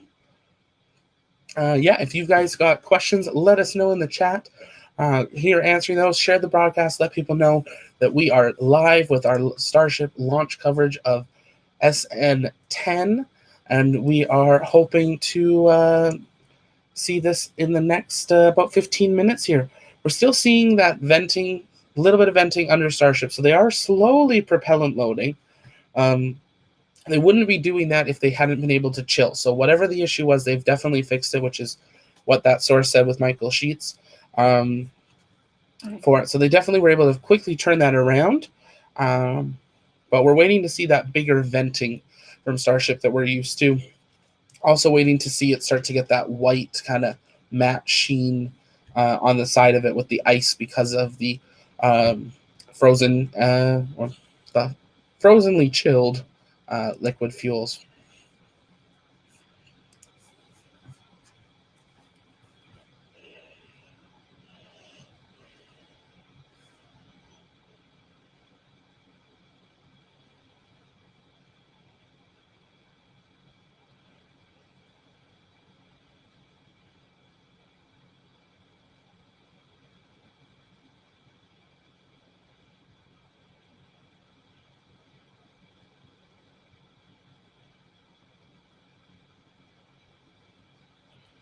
Sharing this out to a few people, so join me for a moment. Share the stream.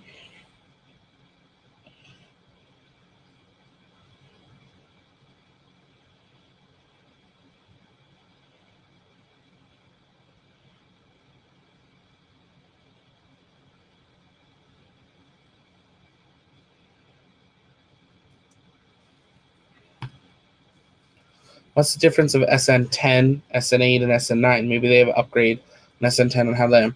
So nothing really different to the vehicle. The only physical difference between the vehicles is the heat tiles that are on them. So there's 2 different size heat tiles that we've seen, and also the positioning. So on SN10, there's a much larger patch on the back, and then there's a few smaller ones, one right below the big patch and 2 down by the engine skirt. There is also heat tiles on the flaps and on both sides of the flaps. So they're definitely doing some testing to see how those go. There's 2 different sizes that we have seen on the flap parts as well. So they're doing some testing there. We were talking earlier about the space shuttle and how each of its tiles were so unique. If you ever look up a close-up picture of the space shuttle, you can see all the writing on them because they were each very specific. With Starship, they want to have, maybe 1 or 2 sizes that they can just keep a whole bunch in. They need to replace one that falls off, they can throw another one on. Oh, thank you so much, Judith. I appreciate that. Have they done changes to the header tanks? So we had heard that they were switching over to I believe it was helium to pressurize the header tank. The big changes to anything is going to come in SN15. Now, that's what Elon has said for a while, but the header tank issue was discovered after we did see the nose cone of SN15 start being built. Now, does that mean they couldn't build another one and swap it out? No, they haven't started the stacking of 15 yet, but they definitely are moving forward with 16, 17, 18. I think early 19 stuff has even been seen. We're already seeing the first things of BN2, so the second super heavy booster for it. So definitely some upgrades that will come in the future.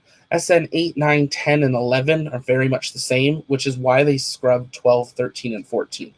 They've learned a lot. They'll learn more from this one, and they didn't think that they need those. They'll do one more in this model and then skip a few, jump to the upgraded model. And we are going to see there's some big tri-venting. There it is, big tri-vent on the screen, which means we are now in engine chill.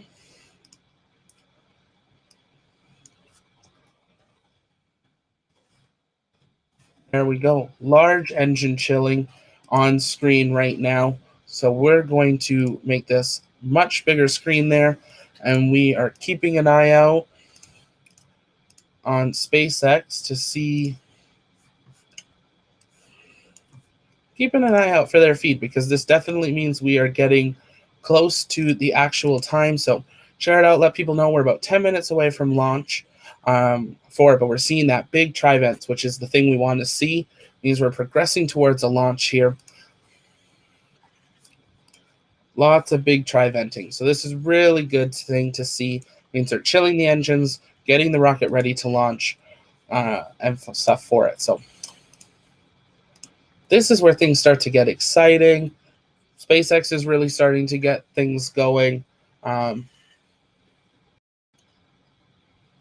Just checking a couple things here.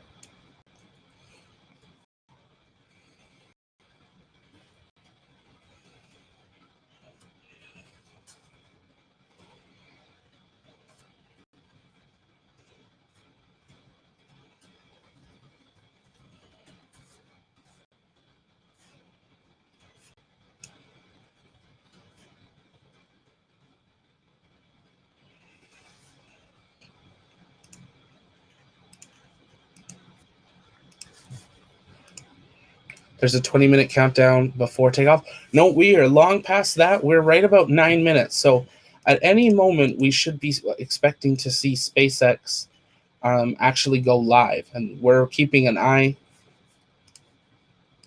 And we're keeping an eye out here. And hi, nice R2D2. Thank you. He's voice activated. Sometime, if I'm not doing a stream, sometime I might turn him on because he actually does listen to you and do some things. So I'm working on doing a studio tour, hopefully here in the next few weeks.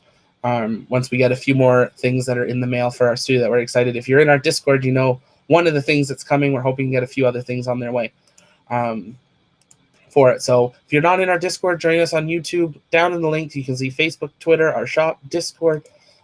If you're in our Discord, you can get the link to our podcast, which we're getting ready to launch here in the next week or so. But we are definitely getting ready to see the launch of Starship SN10. No live feed just yet from SpaceX, but we are in that point where it's literally any minute we should be expecting to see that come in from them. When that does happen, we will quickly shut this feed off, and then we'll bring up the other one as well here. Actually, that's what we'll do. We'll do it this way.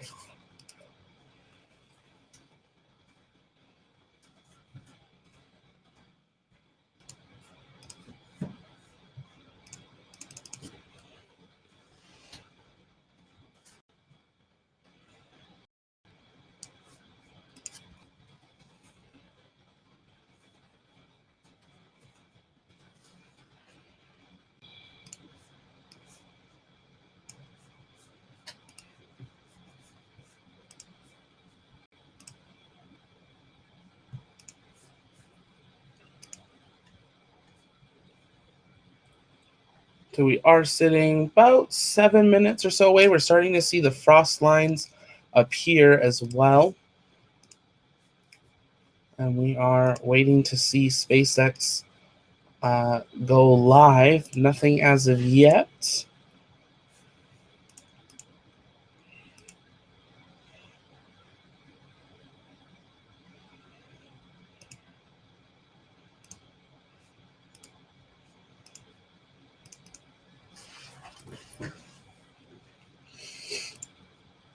Come on, SpaceX, start the stream. They always have some really beautiful views from like down the street and stuff here, but we're sitting right about 6 minutes. So any minute we should be expecting a stream to go live.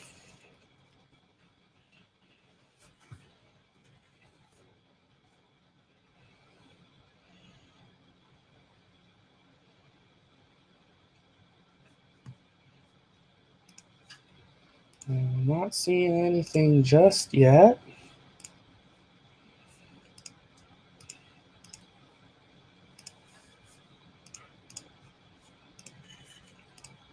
Got any last minute questions? Let us know in the chat.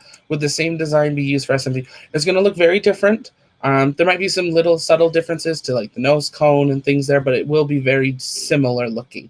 A lot of the differences are going to be internals in the internal structure and operation and stuff like that. The Raptors aren't going to be changing that much either, but there are going to be some subtle differences between the two. Absolutely. Do we know what they are? Absolutely not. But Elon tweets occasionally that there'll be differences. So definitely waiting to see that. We are at that 5-minute mark, so we are waiting for the official stream to go live from SpaceX, which they did confirm they were going to do.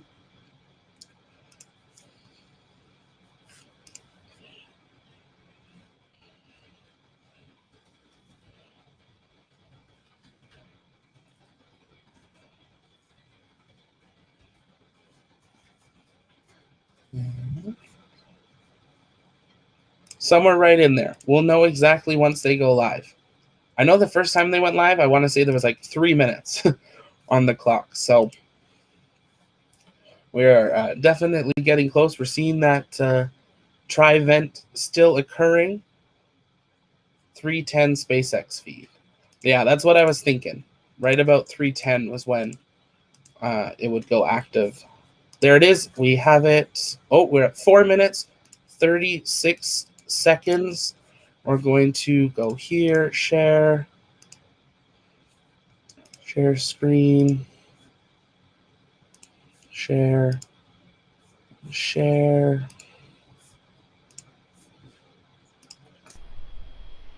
And there we go. We're going to take our caption down. And we are there, 4 minutes, 10 seconds away from the launch of Starship SN10. I'm going to keep myself. Good afternoon. We're just inside T-minus 4 minutes to the flight of Starship number 10. Today is another test flight in the Starship series. Our goal is to gather data on how the flaps are used to control Starship during the horizontal portion of flight from 10 kilometers altitude back down to the ground. Here we go. As a reminder, Starship 10 is one in a series of Starship vehicles that we have built to gather this test data. Today's flight will be very similar to the one just over a month ago, Starship 9, except today, just before we land, we plan to ignite all 3 Raptor engines to help flip the vehicle, and then we will shut engines down to support the landing on the landing zone just adjacent to the launch pad that you see right here.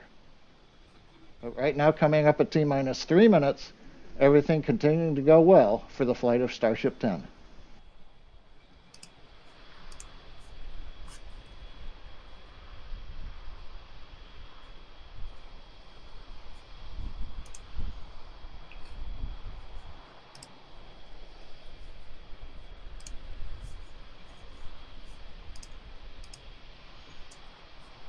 Here we go. Yeah, they always have really great shots. I mean, what a clear view. Depends when they ask me, Red. If it's the first flight, probably not. third or fourth. I'd have to see. If it was to the moon, I'd be a lot quicker to do it because I knew I'd be coming home. Even just a flyby of the moon, like, life would be made. Going to Mars, I think it would depend on if there's enough fuel there that I could come home within a few years. You know, those first missions are going to be something where they're going to go for quite a while before they have enough equipment and technology to mine the right fuel. But if it was something, you know, 6 months there, you're there for a year, and then you come back, kind of like a double gap year, absolutely. We are 2 minutes on the clock for the launch of Starship SN10. Really need your help here. Click subscribe on YouTube and share this stream. Let people know that this is about to happen. Hopefully third time's the charm. This might be the first time we see a Starship successfully launch, belly flop, and land. Why not first? I got too many family and friends, and I couldn't do the launch pad live. There would be a 22-minute delay type of thing. 90 seconds and counting on the test flight of Starship number 10. Propellants, methane, and liquid oxygen are now fully loaded on board the Starship. Pressurizing the vehicle, getting ready for the ignition of the 3 Raptor engines at T0, and then liftoff. We'll be flying to an altitude of 10 kilometers in today's test flight. Last chance, let us know in the comments, what do you think is going to happen?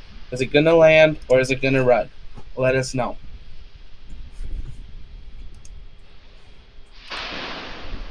Some nice sounds there. Now we might see again, they have some brief holds in this countdown. So if we see it pause at the 13-second mark or the 17-second mark, that is normal. It normally pauses for a minute or two. Come on.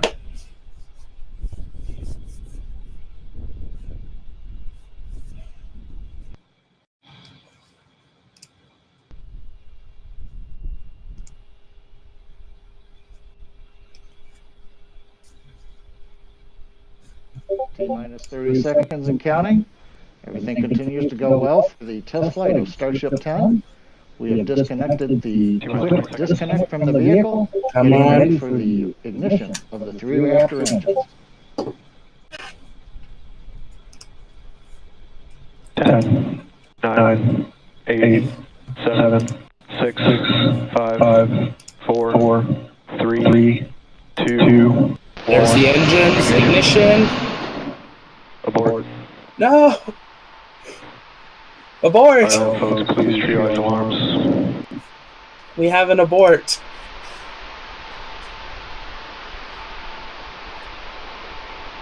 Copy, total thrust abort. Outside of expected bounds, Raptor. John Innsbrucker here on the webcast. You can see with the clock on the screen, No! we're down to 0. We ignited the 3 Raptor engines. The ground sequence did declare an abort from the vehicle. We're listening in right now, but that will conclude today's test flight activities.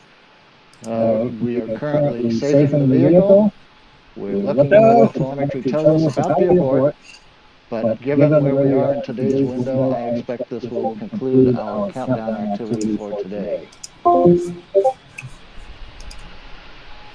So we are seeing some large venting just off the back side of the ship. We're going to stay with the SpaceX feed as long as we can. But it sounds like they had an issue with one of the Raptors. Did not sound good, that they was outside their protocol. And that is why the abort was called. So we're waiting to hear it more if it's something that they want to recycle and do. They haven't killed their streak.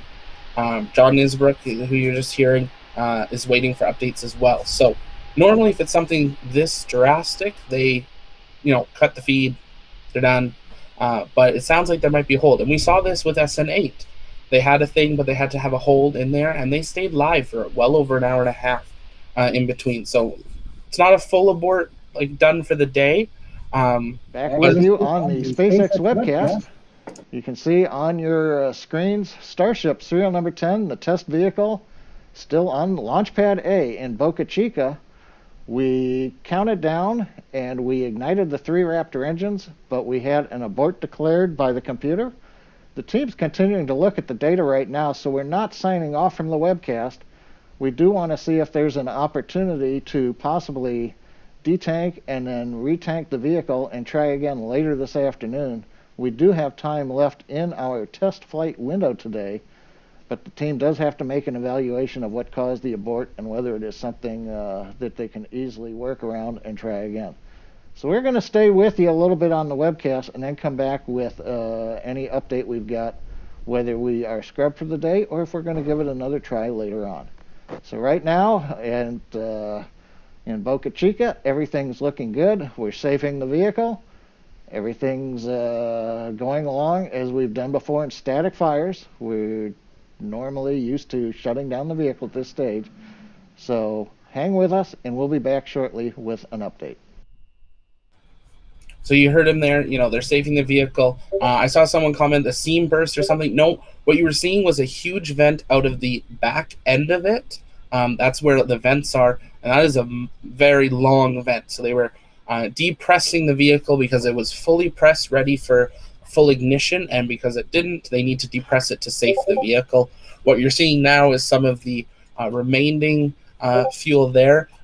We haven't seen, I would say, a full depress yet. We are still seeing that kind of subtle tri-vent. We can see two of them on our side facing us. There's a third on the back end as well. So we still have tri-vent. They haven't scrubbed. They're reviewing the data. So we'll have to see what happens with it. But again, this is SpaceX. They would rather, as someone said in the chat, scrubs and aborts are better than booms. We don't want RUDs. RUDs are what delay the program. Now, wouldn't be as big of a delay like it would be if it was a NASA delay, but it would still be a delay. They'd have to figure out what was wrong with it. Could be multi-day, it could be weeks, because they have to make sure they're safe for it. I thought it was going to blow up. It was a big fire. It was an ignition at the bottom. Definitely, they were at, throttling up to a full ignition, but they hadn't released for the actual launch. Again, this is a test vehicle. That's a really important thing to remember. We are watching what generally the public doesn't see in any sort of industry. You don't normally see the early tests of vehicles, and that is what we are seeing here. While we wait, I know a bunch of you have jumped on. I'd invite you to come over, subscribe to us on our YouTube channel. That's where we always go live. Facebook, we don't always have all our content there. YouTube, we have everything: exclusive interviews, weekly updates, one-on-one conversations, live launch and landing coverage, and our Starship coverage. You're not going to miss it there. Link in the description. Click the subscribe button. We were going for 250 before SN10 launched. It didn't launch, so we still have some time here. Maybe that's why. It was waiting for you to click the subscribe button. So head on over. It really helps us. We're not doing that just so we can monetize the channel. We're doing it because there's other opportunities once you hit 1,000 subscribers that help spread the video further, and that is why we're doing it. So we need your help. Click the subscribe. You can still watch us on Facebook, but by clicking subscribe, it helps support the channel as well. We're just sitting here waiting really for an update. We didn't hear a lot. Just that they're in a current hold and safing. They have not detanked the vehicle, so that is a very good thing. I'm going to very quickly pull up here. I'm going to try see how this works.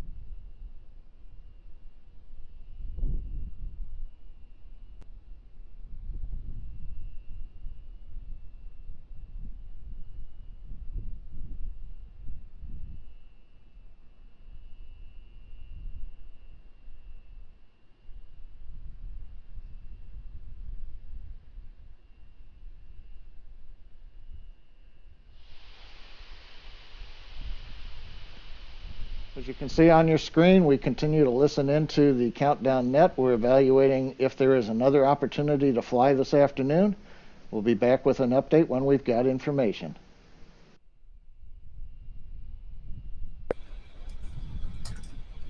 So I'll turn this here. So yeah, so they didn't realize I was off there for a minute. We had those two views up for you there, and we'll keep it up here. Maybe we'll try this way. Yeah, we'll do it that way. Maybe there we go.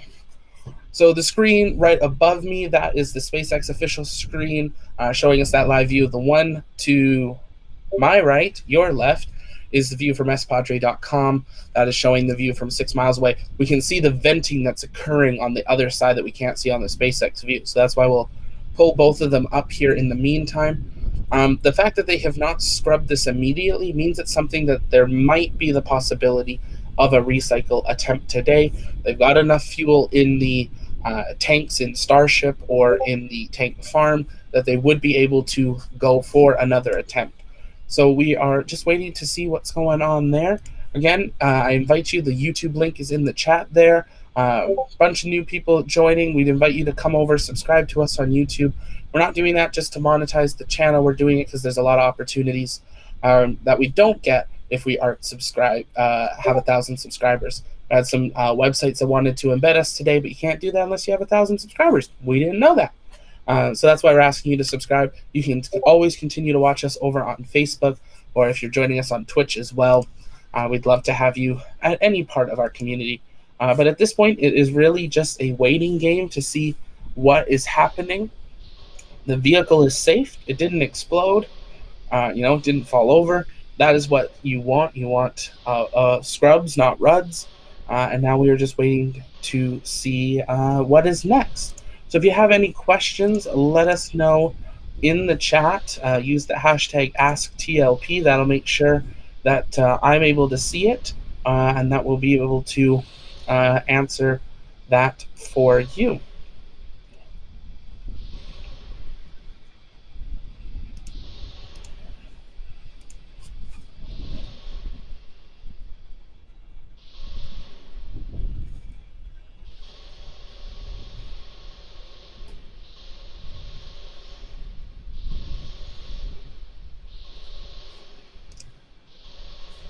So again, if you're just joining us, welcome to the launch pad. My name's Zach. I'm the host here at the pad.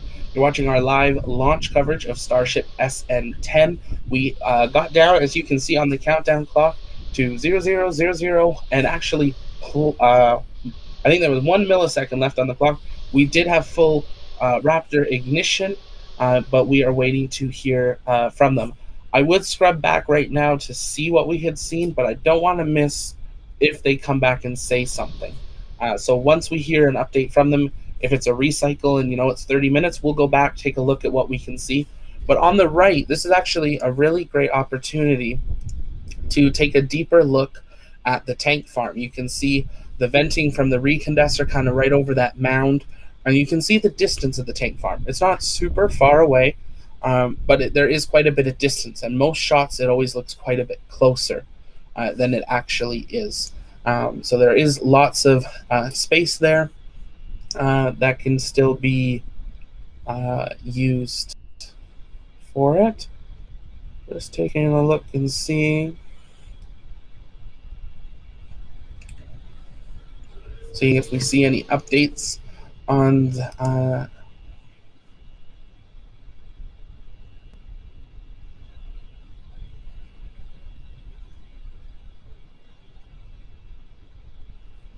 yeah.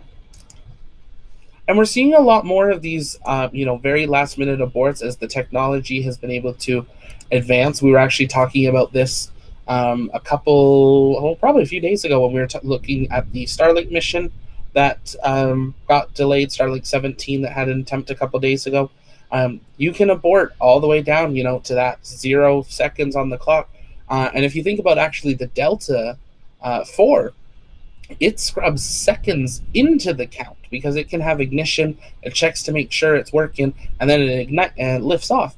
But we actually saw that with the NROL, I want to say it was 401 mission. It was originally scheduled like last summer and kept getting delayed. I think we finally saw it lift off in December or January. It had a delay at scrub at one point of a couple seconds into the flight. And that was instantaneous launch window. So they did have to scrub that. And we saw a delay of actually a couple months at that point.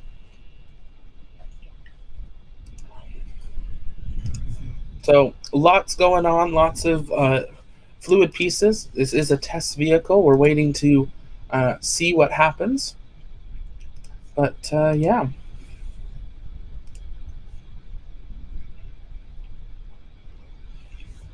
Really waiting for John to come back and give us an update. If anyone's going to know something, it's going to be him. And we want to make sure we're bringing that most up-to-date information that we can for you here. Yeah, we'll try that. What do you guys want to see? What do you want on the big screen? Do you want SpaceX big or do you want equal? How are we feeling? Why don't we do this?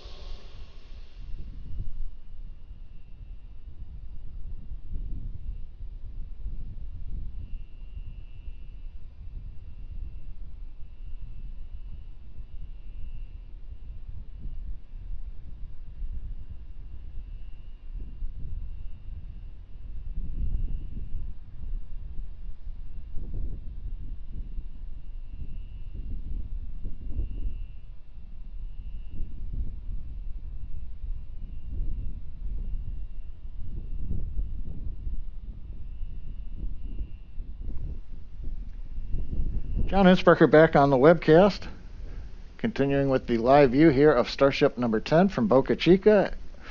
As a wrap, we did have a we had an abort right at T0 of today's test flight.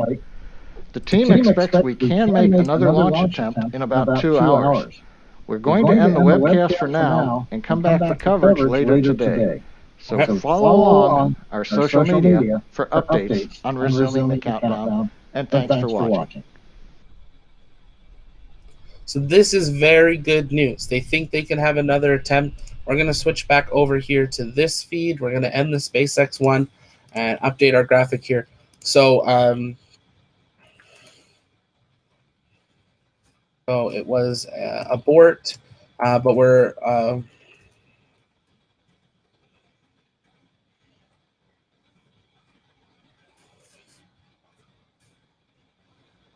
so let's see, 1:30, 2:30, 3:30, 4:30 p.m.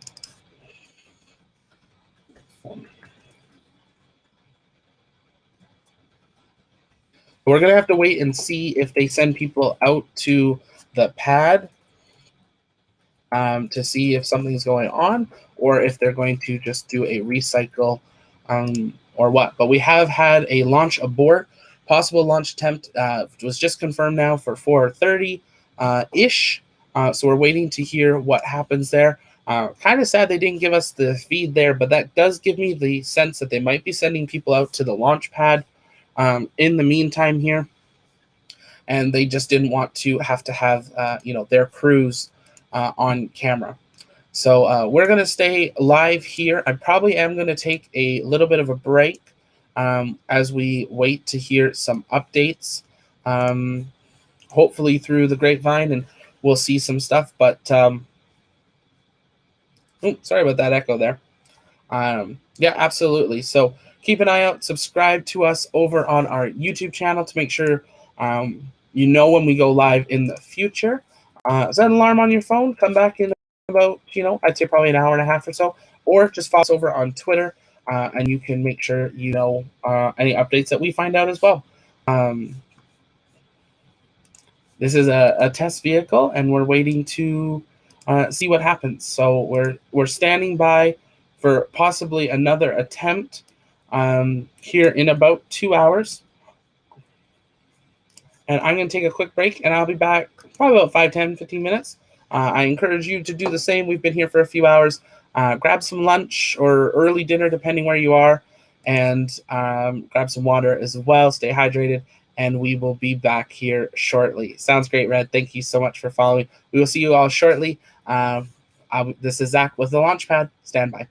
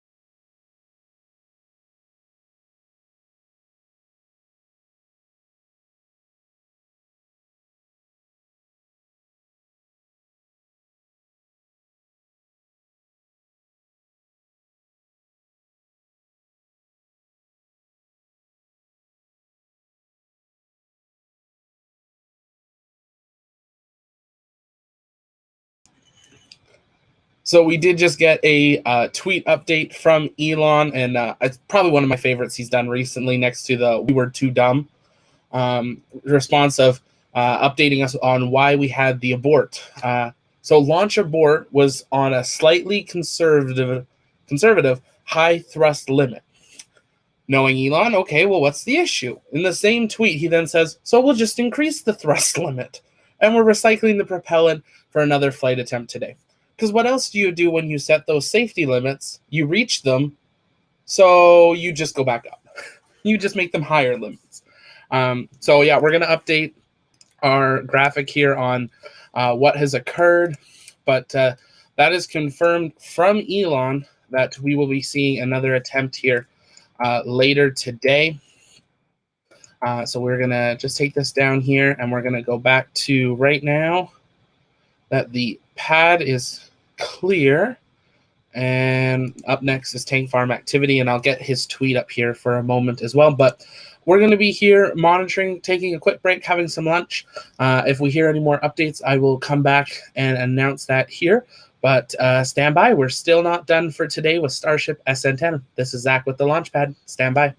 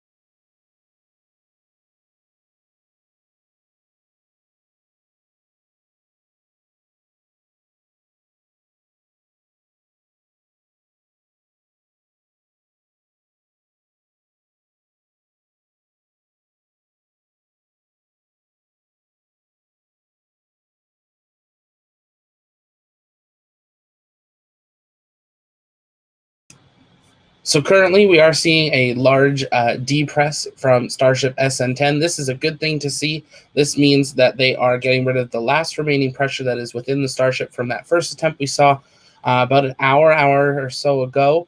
And once we see this, we should start to see that recondenser become active and the tank farm pick back up again as it needs to refuel the rocket and basically redo everything we saw. But right now, most people are thinking we are probably within that 50 to 60 minute time frame of our next T0. Once we see recondenser and stuff, we're going to start that countdown and our checklist again on screen, and we will go from there. But we're probably right around just 45 minutes to an hour, as long as everything goes as planned, to the next launch attempt. We're keeping an eye out on any updates from SpaceX or a live stream, but at this time, we are just playing that waiting game. When I know more, I will be back, but stand by. This is the live Launchpad live coverage of Starship SN10. My name's Zach. I'm the host here, and I will be back shortly.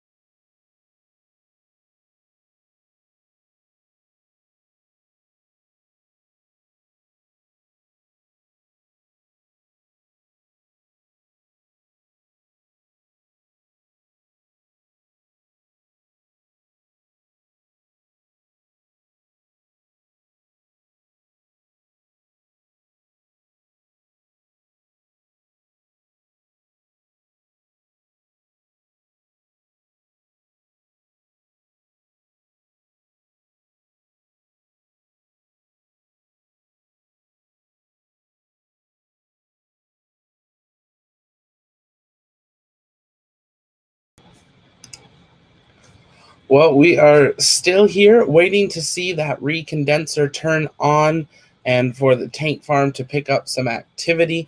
That's what we're waiting for, to see that their process has begun for this next attempt.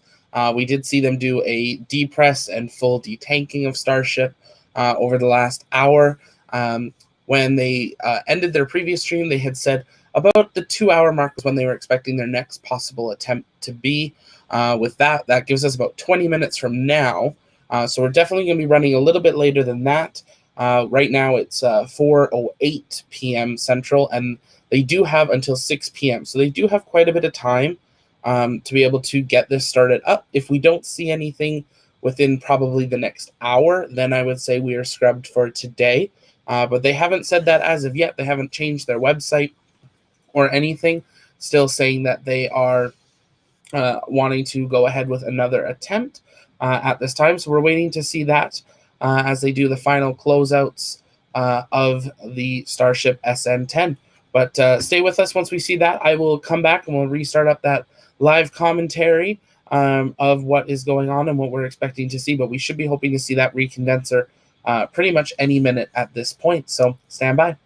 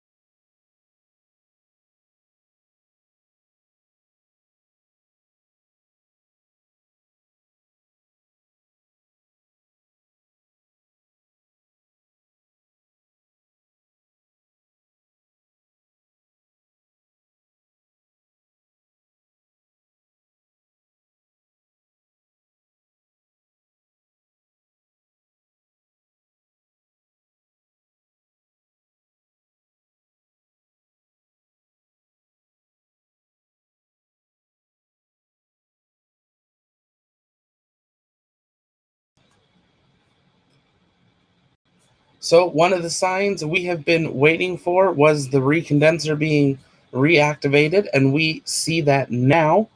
So I'm going to work and just get a few things set up here on the back end, but we are now officially on the clock for the next attempt.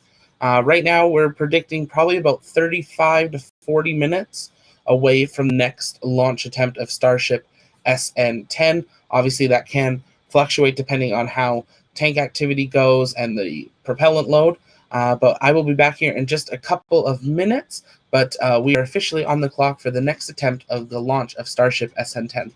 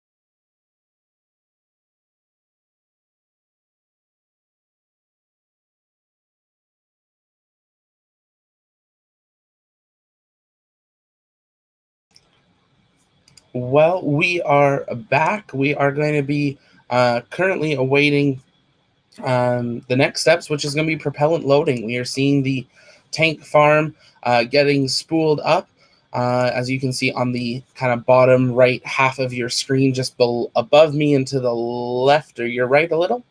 And we're just waiting to see propellant loading start up here. Right now, we are predicting we're probably about 30 minutes or so from the next attempt, but that is a fluid countdown, as this is, again, a test vehicle. But things are going to hopefully be getting started up here in the not too distant future for it. Let's see. It looks like I missed a few chats here. So I got clear, not one cloud.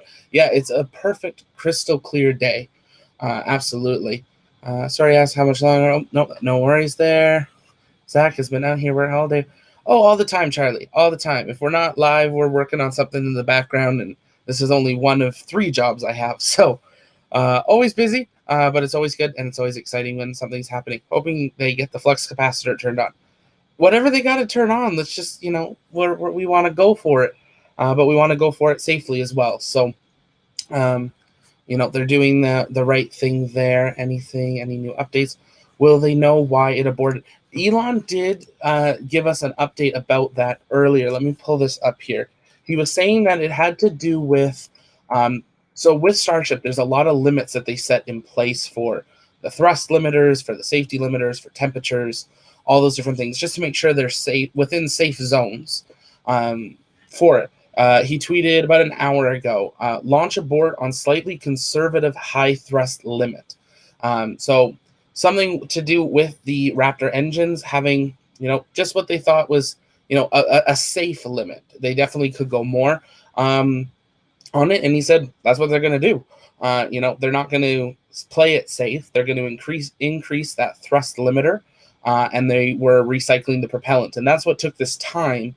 Was not that they couldn't just, start refilling the Starship again, was they actually had to drain all that fuel out, recycle it in the system, and get it ready to be cryogenically cooled again and put back in Starship. And that is what we are starting to see now, is that tank farm is spooling up, getting ready to start that propellant load, and then we'll go from there. But at this point, things are going to start picking up again, like we saw earlier today.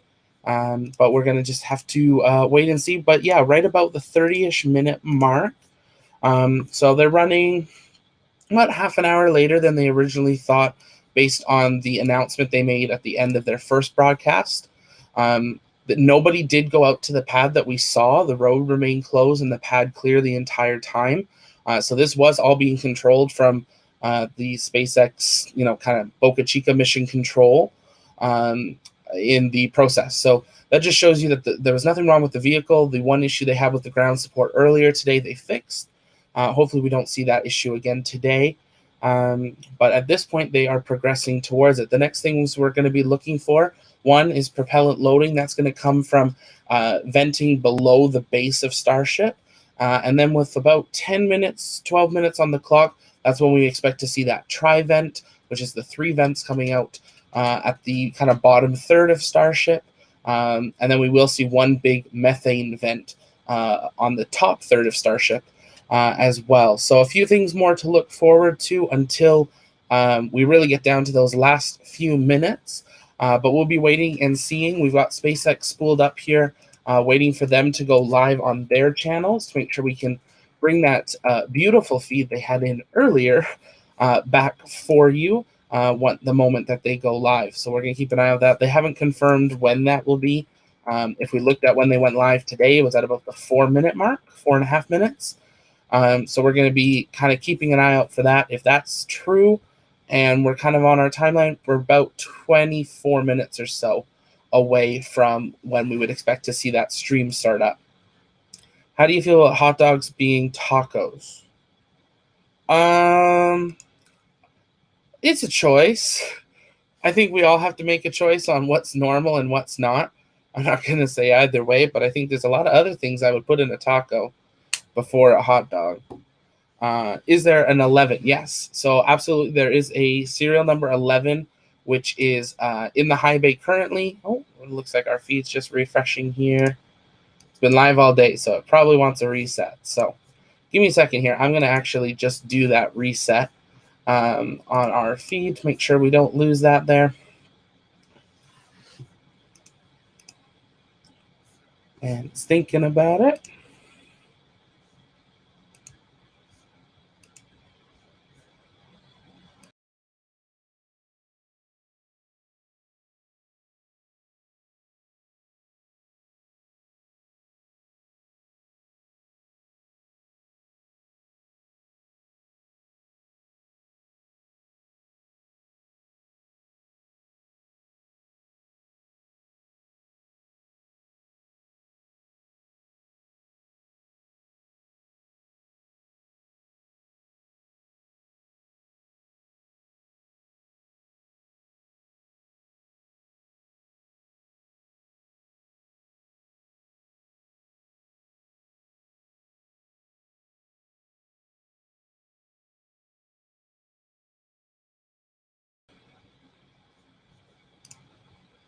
There we go. So we are back up there. Just had to give everything a little refresh. We've been streaming for 13 and a half hours at this point since we started up last night to see any progression over the evening and into today. So we're just needed a refresh there. I'd say you're wrong, sir. Hot dogs are not tacos. Well, I didn't say they were tacos. I said, I mean, you can put anything in a taco, but I wouldn't call it a taco. But yes, great question there, Greg. Absolutely, there is a serial number 11. Serial number 12, 13, and 14, we did see the early pieces of those starships, but all three of them have been scrubbed. And we're going to go from SN10. SN11 should be getting rolled out here quite soon. We did actually see them do some prep work on the large crane this morning, just in case something happened and they couldn't do their launch today. They might have actually brought 11 out today, or they might have the crane ready for if SN10 goes well today, they can remove it off the pad fairly quickly for it. So we are doing that. Coming up after SN11, we're going to jump to SN15. And so far we have seen 15, 16, 17, and 18 in construction, and many pieces, the first few pieces of 18. But 15, 16, 17 is quite a few of their stacks ready to go. They just need to be able to make their way into the mid bay and then the high bay for full stacking, and then get their fins and their engines. So lots still to come with those. SN11 will probably see out the pad if everything goes well. I'm thinking probably in the next week, 10 days or so. It's been exactly a month since we saw SN9 launch, and it's failed landing. So they're turning these around. They really want to get to the point where maybe it's twice a month they can be doing these tests and things like that. SpaceX hired a lot more staff in the early new year to make sure that they could be working kind of around the clock for faster production because they wanted to be turning out, I think it was a Starship it was at least once a week, if not more than that type of thing. So they want to, especially if they wanted to meet the goals that Elon has set, 1 million people to Mars by 2050, that's going to take a lot of starships because you're not going to be fitting 1,000 people onto a starship. So that there's talking about sending hundreds, if not thousands, of starships to Mars, which is a really amazing thing that's something real that we're talking about. Yeah, we're taking a look here, and it looks like we're getting the first little bit of venting underneath Starship. So we are moving along into propellant loading, which is a really good sign that we are continuing on in the count. They don't normally go to propellant loading unless they're really ready to make an attempt. So we're keeping an eye on that. The next thing we're going to be looking for is some bigger Starship venting. When we see that tri-vent start up, that's when we know that we are on a engine chilling and in that final preparations for launch. So lots to keep an eye on. If you have any questions, let us know in the chat. Want to know how to make a small fortune in the air? Yep, absolutely. Lots of ways to get involved in it. If people are looking for employment, which I think there's lots of people out there, SpaceX did post a bunch of new positions from a barista position that's temporary for 6 months at Boca Chica to there's a whole bunch, huge list on their website you can check out and apply online and be part of SpaceX in some way when they start preparing to make us a multiplanetary species. So it'd be a really fascinating job to have. Obviously, you have to be in the Boca Chica area. Most of the jobs are temporary that we can see on the list right now. But yeah, start with a big fortune like Bezos. I mean, yeah, it does help. You do need money to make money, especially in the aerospace industry.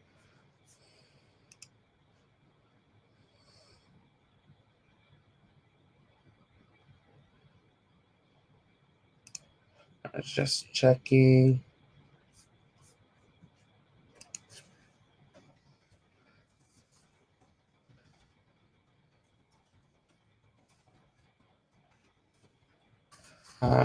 If you have not joined us over on YouTube, make sure you do so now. Join us over there. Hit the subscribe button, as well as join us over in the Discord as well. You can get a little bit of a behind-the-scenes look at what we're doing.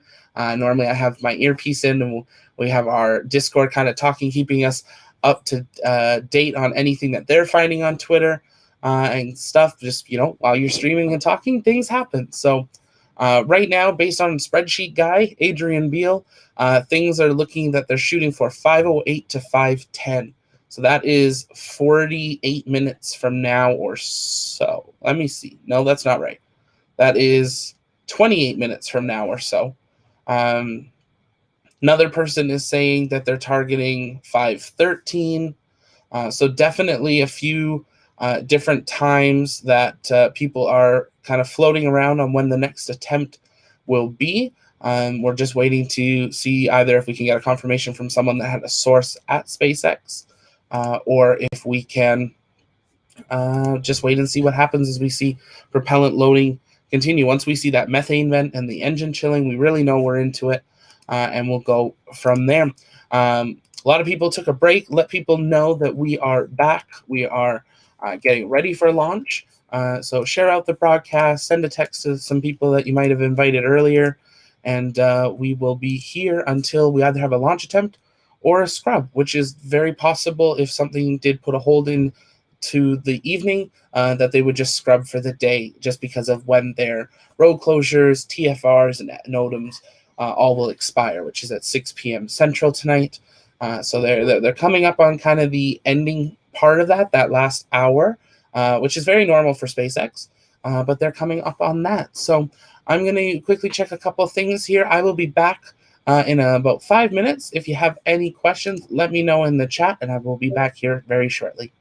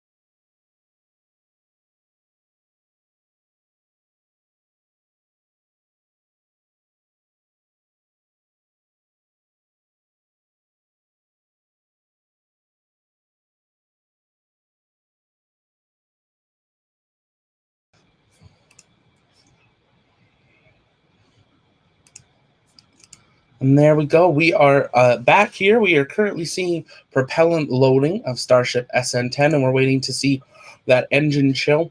Right now, we're estimating that we're about 15 to 20 minutes away from the next launch attempt. We're waiting to see that tri-vent and that large methane vent. And then we will wait to see SpaceX go live here, depending on when they do that. If we take what they did earlier today, they went live with about 4.5 minutes on the clock. So we're going to be watching for that. If you haven't yet, follow us over on Twitter, like us on Facebook, and let people know that we're back at this. A lot of people thought we were scrubbed for the day. No, it was just a multi-hour delay as they had to actually drain all the fuel, recycle it in the systems, and now they're in the process of putting that all back into Starship to prepare for a launch. For those of you that have been with us all day, we greatly appreciate you sticking through it with us. If you've heard it from me kind of all day, if you're watching over on Facebook, check the chat right now. There's a link there to our YouTube channel. Come on over. That's where you're going to see all our up-to-date weekly updates, exclusive interviews, one-on-one conversations, and more. We got a lot of stuff hopefully coming out in March and April that we're working on. Not going to want to miss. We're going to have another interview tonight with Ruben and Keith, two of the Inspiration 4 Prosperity Seat competitors. And then we have another interview tomorrow with Liz. And you're not going to want to miss those as we just keep following up with those who are competing. The competition is now closed. All submissions are in, and the Inspiration 4 committee is meeting and working through vetting all the contestants and seeing all their entries and deciding on the top 10, and then a winner will be selected. They're aiming for mid-March for the announcement, and I believe they're aiming for kind of end of this week or early next week to actually notify the winner of it. So it's going to be moving very quickly. Thanks to some amazing people, including Keith and Ruben. Really great to see how many entries there were. We're estimating that there was about 141 entries. There were there were almost just over a handful that were actually received after the deadline, unfortunately. There was 6 or 7 there. And then there was a few entries that may or may not have followed the rules exactly. So we'll see how closely they follow. But no matter what happens, some of those, all these entries are really for helping further humanity. And I think that's what the Inspiration 4 mission is all about, is pushing us forward to that next level. So no matter who wins, I think there's a lot of good that's coming out of it, a bigger community that's kind of grown together, new friendships and community, and excited to be a part of that. And we'll try to keep bringing you those Inspiration 4 interviews, hopefully with the crew once the next 2 are announced. Nicole, thanks for the live coverage watching from Germany. Hello, welcome. If you're in the chat here while we wait, let us know where you're watching from. We've literally seen people from all over the world here today on the launch pad, and we want this place and this platform to be your community. It's not just going to be me all the time. We're working on getting correspondents on the ground to show us their community and their launch pads. And then hopefully when travel is more available, for me to be able to go down and visit those facilities as well. Hopefully do some in-person interviews, maybe some facility tours, and different things. So lots coming for the channel. It's not just going to be me doing live coverage from my basement studio, and we're excited to have you along the way. So like on Facebook, follow on Twitter, subscribe on YouTube, plug in on our Discord if you want a behind the scenes. And it is our launch day promo right now. So if you head over to YouTube, in the description, you can see the link to our Launchpad shop. Use the promo code LAUNCHDAY, and you can get 10% off everything in your order. We have our brand new Starship Orbital Launch Facility shirt that you're definitely going to want to pick up because that features the dual Starships. We'll update that once we have a booster out as well and have a few different generations of it. So excited to have you along with us here. We're seeing that venting continue. We have had the large methane vent. I didn't actually see it, but that could just be the angle we have, and we're just waiting to see that tri-vent starting. At this point, we're estimating 10 to 15 minutes until the next possible launch attempt of Starship, should everything go well. If you have any questions, let me know in the chat. Use the hashtag AskTLP. That makes sure that I notice your question, and we'll try to get you an answer. for it. But right now, yeah, we are currently seeing that propellant loading is continuing. The first couple vents from Starship, but we're waiting for those big vents around the fins because that will signal that they have started the engine chill. And that is a very good sign for us, and we'll hopefully be seeing that in the next couple of minutes. Just keeping an eye out on Twitter and on SpaceX, make sure we're not missing anything. Always lots of moving pieces.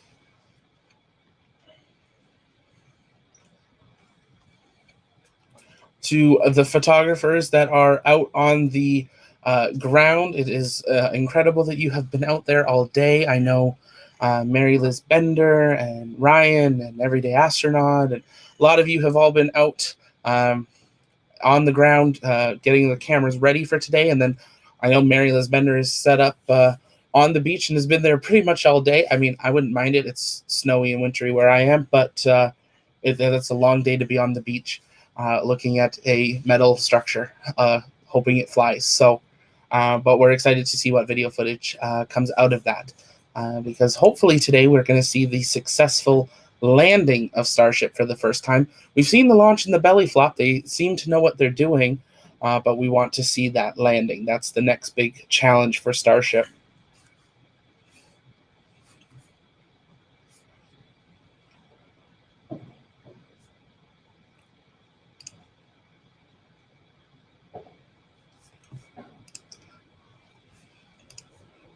If you are just joining us and are wondering what we are going to be expecting during this flight, this is not an orbital flight. This is not a flight to space, and there is nobody on board.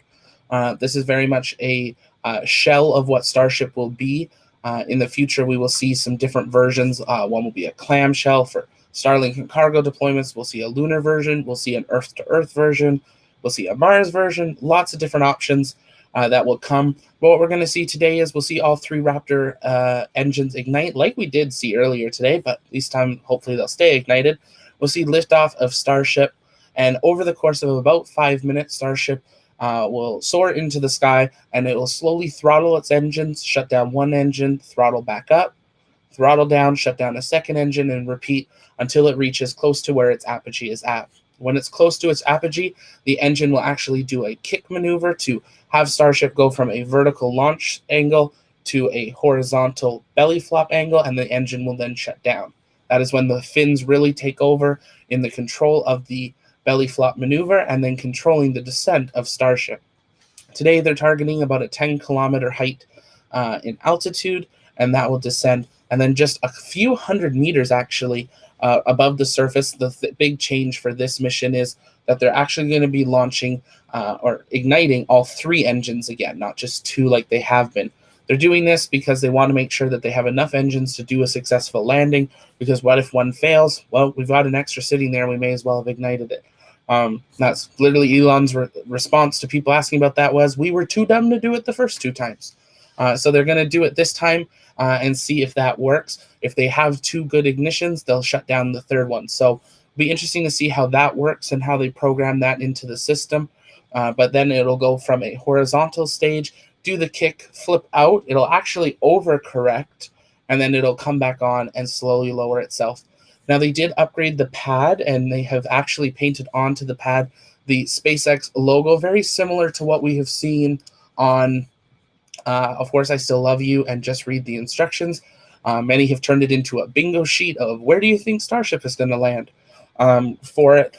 It's been pretty good at hitting the center of the landing pad when it has control. It's when it's lost its control that it's been kind of off the pad. So we'll wait and see what happens. But right now, everyone's pushing the timeline just a little bit, saying we're probably around the let's see here, probably about 15 to 16 minutes or so from it.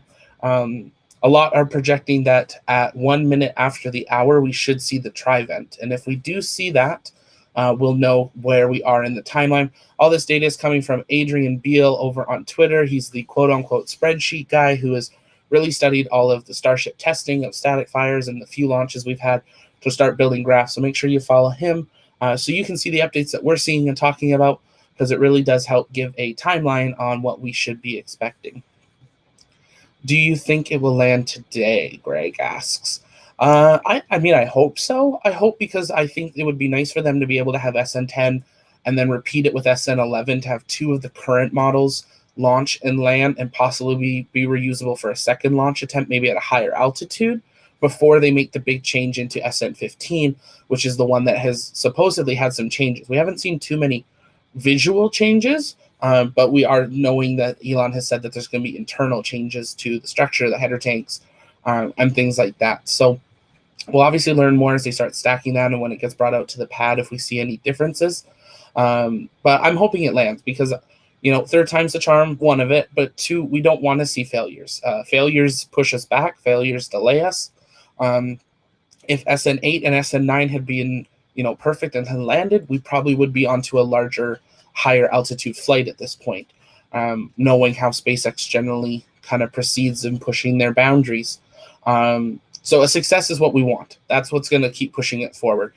Another crash, they're going to learn from it. The amount of data, I mean, you're talking probably tens of terabytes, if not hundreds of terabytes of data that are received from Starship during this, you know, just very short test. If you think to SLS, I want to say they said it was like 22 gigabytes a minute or terabytes a minute or something of data. It was an astronomical amount of data that they were going to have to sift through over that 8-minute test. And this is very similar, just this one, they're not strapping down to the ground. They're actually going to let it fly and then try to land it. So we are keeping an eye out on that tri-vent. If it does come up in the next minute or 2, we know roughly where we are at in the timeline for it. And if that is true, then they would be targeting at 13 minutes after the hour for a launch attempt, which would predict that about 9 minutes after the hour, we should start to have a chance of seeing SpaceX go live. So we're keeping an eye out on that. Make sure we have that footage available for you. But let me know what you guys think. Do you guys think it's going to land today?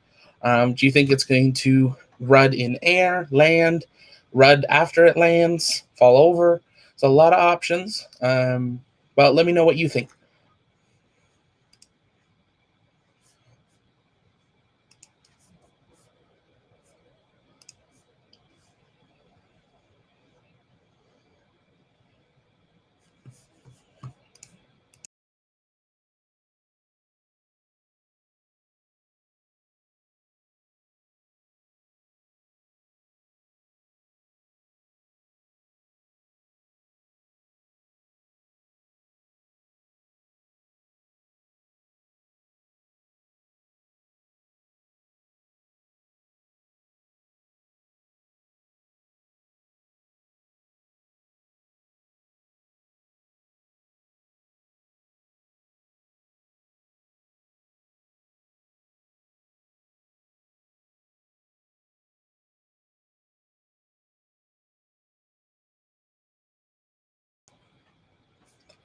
So Dennis thinks it'll land, maybe fall over, but hopefully not.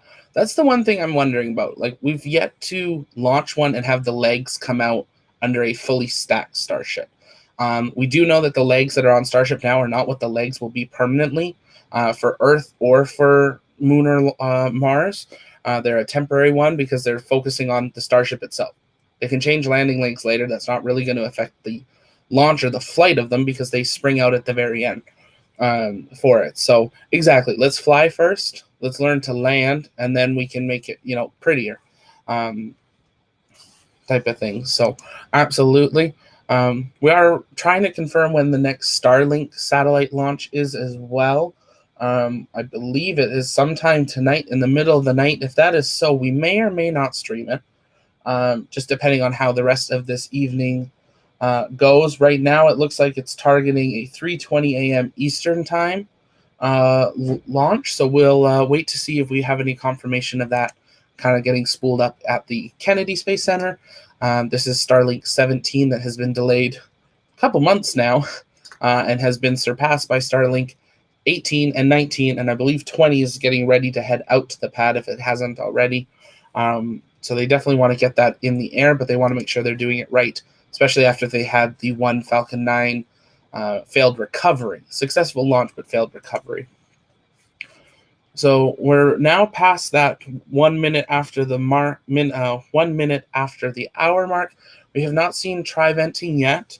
So we are slightly off on the schedule and the timeline, but we are still seeing lots of tank farm activity. We are still seeing venting from under Starship as well. So things are still progressing. They're not in a hold or anything at this time. And there we go. We're going to start seeing the Starlink. There's a couple second delay on this feed, but we're going to see a large vent here in just a moment, which is the start of engine chill. There we go. There is engine chill, which means we are now on the clock for launch. That's the next thing we're going to see. We'll see some fluctuating in the tri-vent. So yeah, we're about 2 minutes off. So we're probably targeting about quarter after the hour. So we're coming up on kind of 10 to 12 minutes. I know that keeps fluctuating, but that's Starship. That's just how it seems to work. So definitely share it out. Let people know, we're coming up on those last few minutes. We're keeping an eye out on SpaceX to make sure we get you their stream as quickly as they go live. And we will go from there. Hopefully they will bring it up maybe a few minutes earlier, since the fact that we've already seen the shots today once, and we will hopefully not see another abort at the T-00 and 1 millisecond. But if we do, as many have said earlier, you want scrubs, you don't want RUDs. One, these are not cheap vehicles to make, and you don't want to waste them. So if it needs to change out a Raptor or you need to change a sensor, you want to do that because you want to get the right data and prove that eventually we're going to be putting tens or hundreds of people on these to go, and possibly they were even thoughts of 500, 600, 700 plus people or more for the Earth-to-Earth missions, because eventually you will see starships very similar to the one you see now. Who knows what like Windows and stuff will be like, but you could get anywhere on Earth with under a 35-minute, I believe, was the longest flight anywhere around the world. So we're going to see those very long. SpaceX looks to be going live at 5:15. Have they published an upcoming stream? I don't see anything as of yet, but we're keeping an eye out on that. If you do see that, Tambra, let me know. We are targeting 5:15 for launch, so they would be earlier than that if they were going to be making an attempt. We would hope and think. But at this point, let's see here.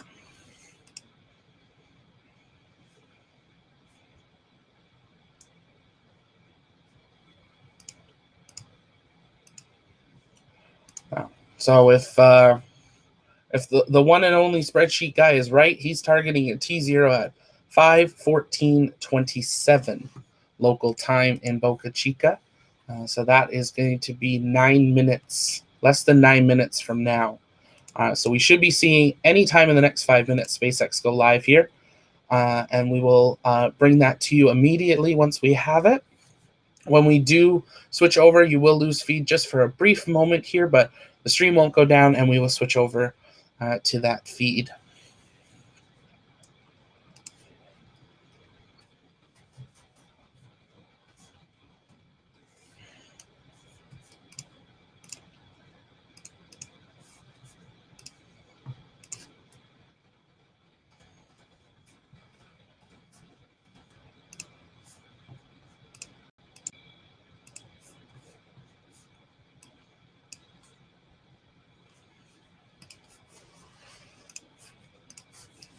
Again, as we count down the last few minutes here before the possible launch, if you have any last-minute questions, let me know in the chat, and we will answer those for you. I was just reading that Musk estimates it will cost $5 billion to fully develop Starship. I feel like it might, yeah, I could see that. We don't really know what they're costing as of yet to make. and stuff, I could see probably to have the functioning Starship down. I think there is probably going to be a greater cost of that for the extra models. Like you're going to have the Starlink model and the Moon model, Mars model. I think that might cost more than that because you are going to have quite different structures that'll have to be tested, and then you'll have the human flight tests and ratings as well. We don't know if SpaceX is going to go for NASA certification like they did with Crew Dragon, or if they will do their own certification, which is something that was considered with Crew Dragon. SpaceX could go to the FAA themselves, establish their own rules and regulations on safety, certify those, and then hold themselves to their own standards. NASA just has, decades of experience, and people trust it. When NASA says something's safe for humans, people trust it. And many believe that that's probably what will happen with Starship again. SpaceX going live at 6:15. That's the time they're targeting for liftoff. So they wouldn't be going live, I don't think, at that time. Oh, there they are. Very interesting. Now, they could go live earlier than this. So we do have their stream here. We are waiting to have it come up. So once they go live, we will bring that to you here. We're just waiting for them to actually start their stream.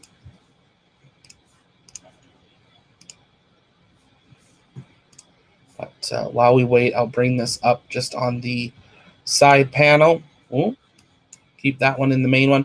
But there you can see at least that we do have the stream up. It's saying 6 minutes until they're going live.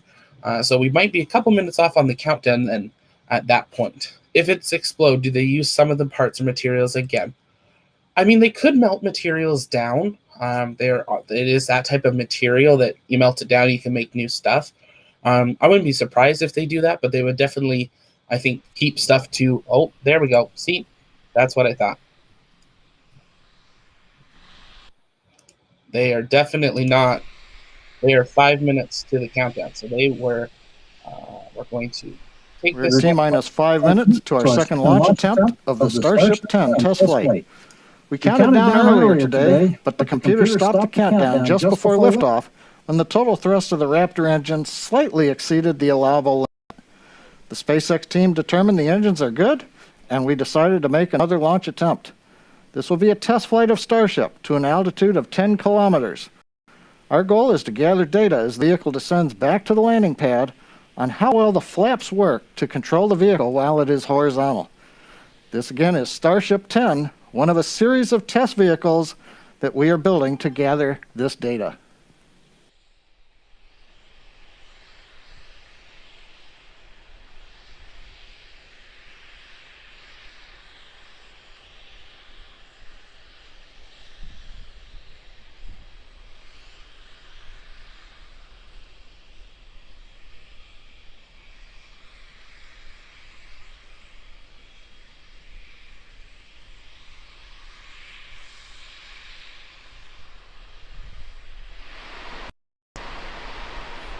So yeah, we're just here sitting, waiting for them to do their the final couple minutes of the countdown. You can see some really great views from around the pad from it, very much like we saw earlier today.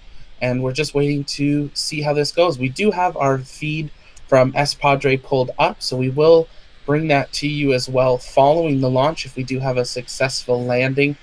We do have the zoomed out camera ready, which does show like the edge of the landing pad, so we should be able to see it there as well. And then we will do a replay following it, following the successful test, we hope. Right now we are sitting at about 3 minutes. Now through this time we could see a possible short time delays. We normally have seen one at SN8 and SN9 at the 13 to 17 second mark. Pauses just for a couple of seconds and then resumes immediately. It's so close to launch you barely notice it, but it is here. But as we make this attempt, make sure you like the video, share it out, let people know that they've got just over 2 minutes to get back here or onto the SpaceX feed to watch hopefully what will be the historic first 2 landing. minutes 30 seconds, finishing up propellant loading, and we are now closing the fuel and LOX fill valves to the vehicle Everything continues to look good on Starship 10.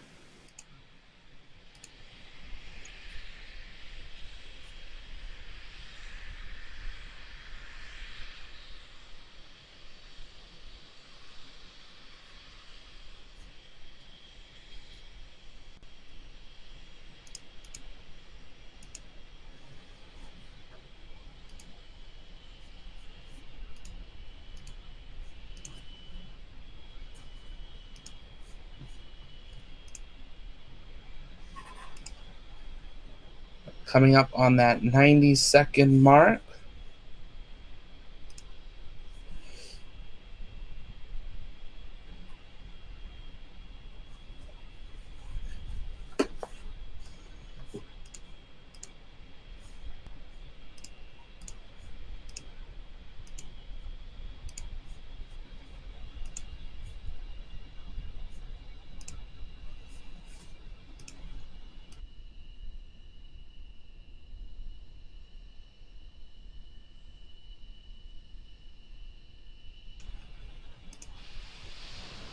Come on. Come on, Starship. T-minus 1 minute and counting. Starship 10 continues to look good, ready for its test flight.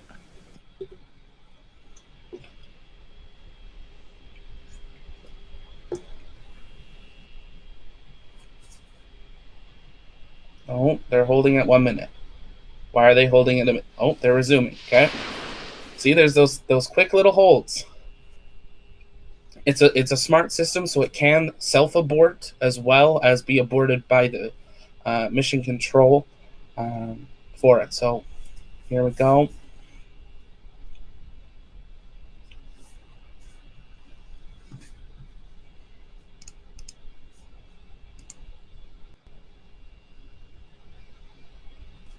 T-minus 30.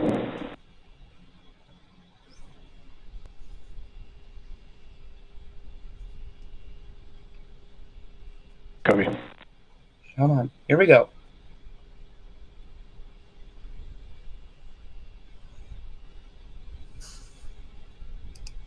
T-minus 10, 9, 8, 7, 6, 5, 4, 3, 2, 1. Ignition. We got liftoff.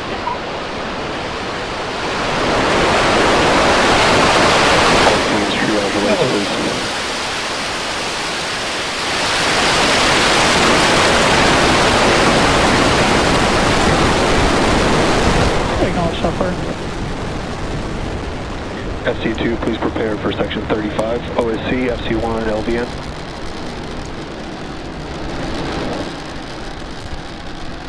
T plus 30 seconds, Starship 10 has liftoff. It's headed to 10 kilometers on its test flight from Boca Chica in Cameron County, Texas.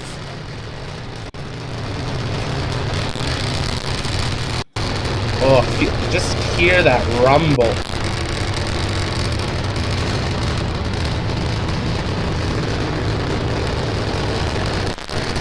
Come on.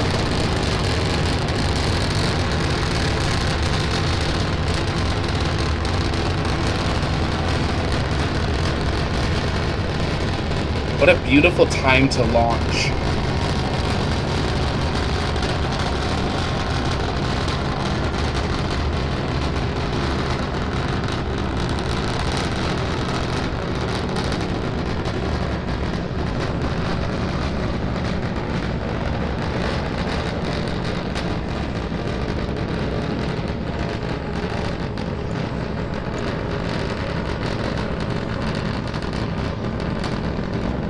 On board.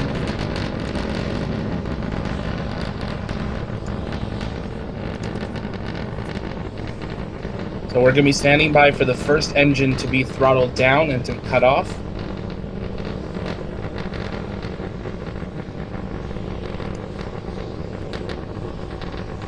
Coming up on T plus 2 minutes, we're getting ready to transition from 3 engines to 2 engines firing on Starship. We'll be shutting 1 engine off. That's intentional. I think we've had shutdown there. There. Yep. There is shut down.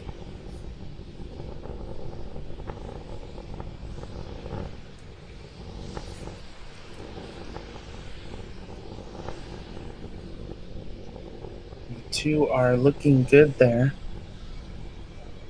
It's looking pretty clean on the inside this time in the engine skirt area. Not a lot of extra flames.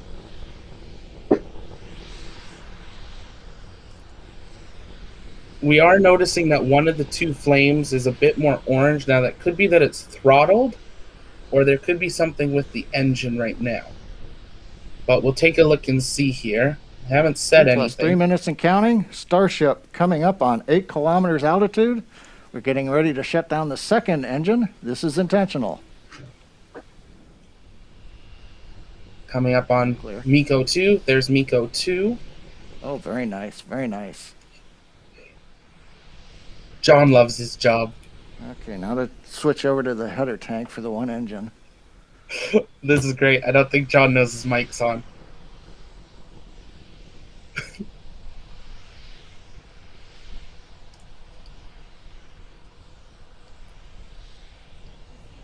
So now what they're doing is they've got the one engine, so they're going to get to a point where they reach their apogee, and they're going to basically hover. Okay, I'm going to come back up when we hit 10 kilometers right about in 3 seconds. Doesn't know his mic's on. So they're going to get ready Coming to do up on T plus 4 minutes. We're at 10 kilometers. We've gone into the hover. We're still being powered by the single Raptor engine.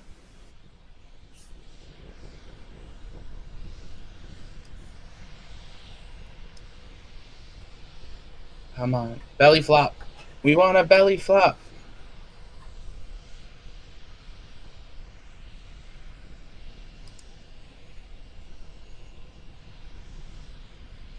There. Oh, that's an interesting shot. I don't know what that's from, but that's a neat shot.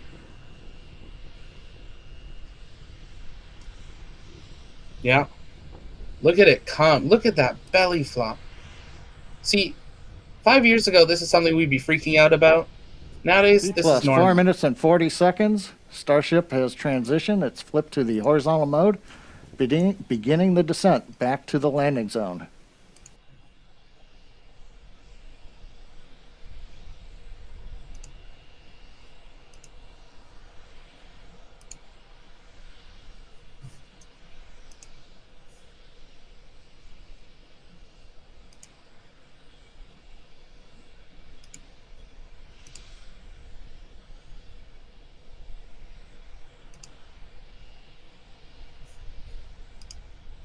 Come on. Probably about a minute or so from the ground.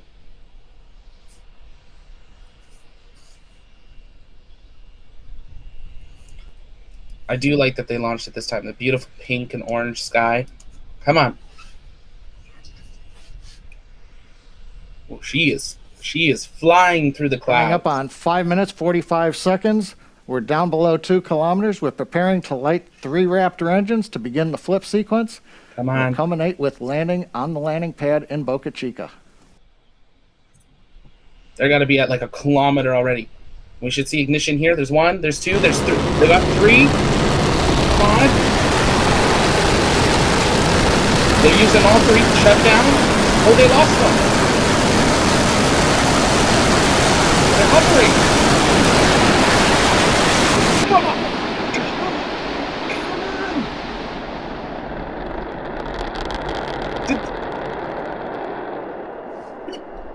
Did they just do that?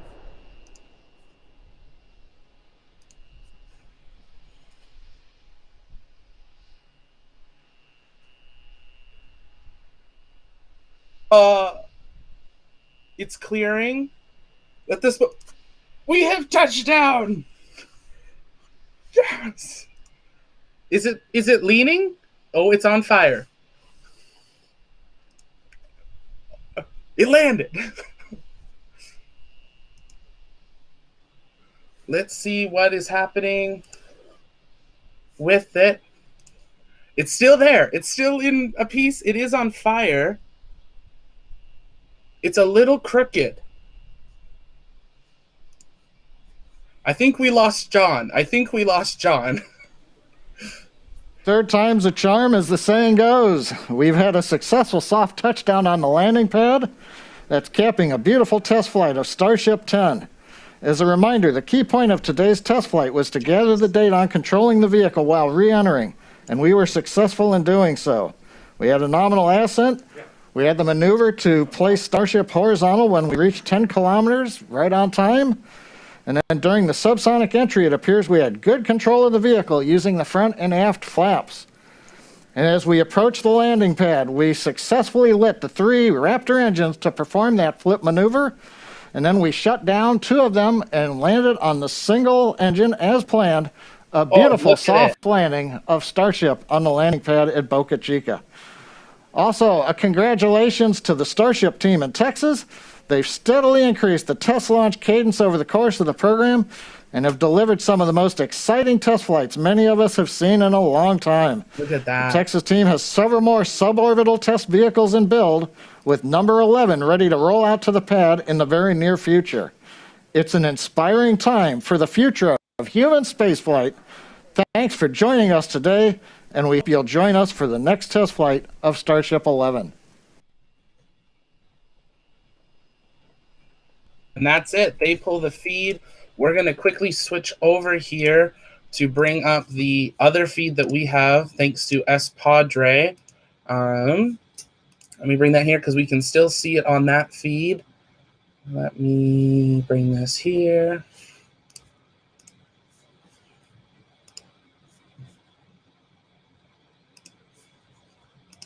Share.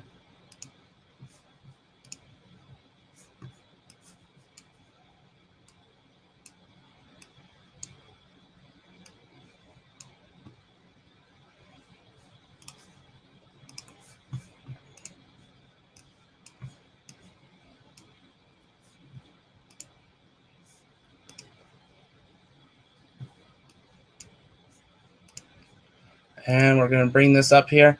There we go. There she is. Third time is the charm. Congratulations, Elon and SpaceX team and the Starship team. That's what we want to see. It's a little crooked. So was it perfect? Maybe not. But you know what? That's where they're going to advance the legs. They're going to advance a lot of things. But this is proven that they can now land a Starship from a belly flop maneuver. And that's what they've been working to for a very, very long time. And that is what we were hoping to see here today. And that's what we got. So a very exciting time for their crew. We don't have a way of punching in anymore on this shot.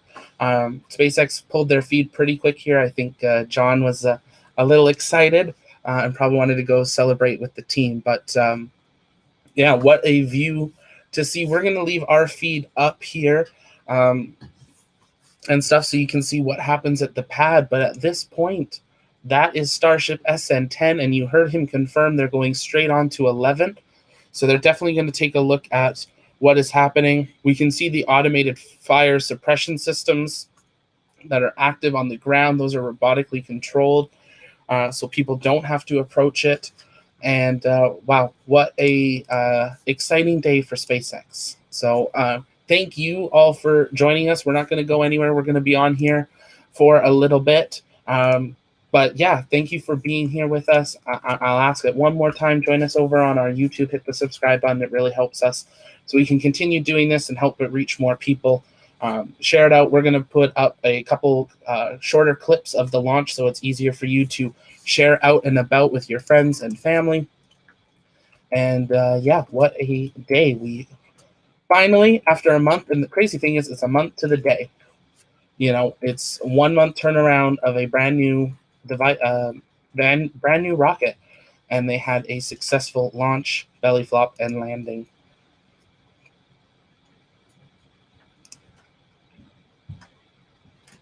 Yeah, the entire mission again, 14 minutes, 46 seconds, and that includes 5.5 minutes of countdown. So a very quick mission and test flight, but extremely successful. I know many of us are probably in a little shock that we actually have now seen what Elon has talked to do for years of let's land a 14-story tall building after we belly flop it through the sky. But it's Elon. He said he can do it, and they've done it. How much long does it take to fly? It has already flown, Jerome. So we're going to pull it up here so we have it to rewatch for the replay. And we'll go through that here. So let me just pull this up. Give me 1 second. And we'll get that replay set up.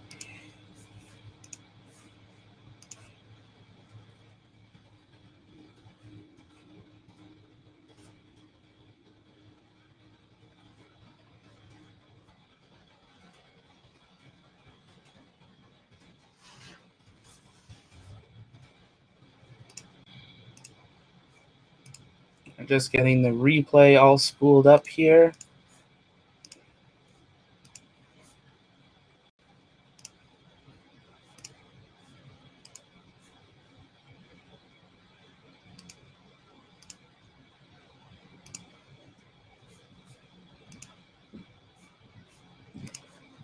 And here is the replay of what we did just see here. OS 10, 9, 8, 7, 6, 5, 4, 3, 2, 1. Ignition. We have liftoff.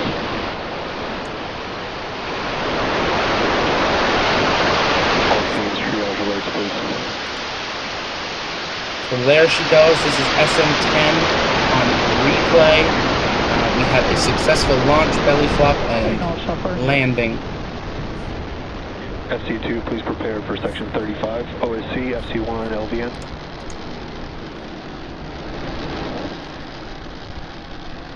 T plus 30 seconds, Starship 10 has liftoff. It's headed to 10 kilometers on its test flight from Boca Chica in Cameron County, Texas.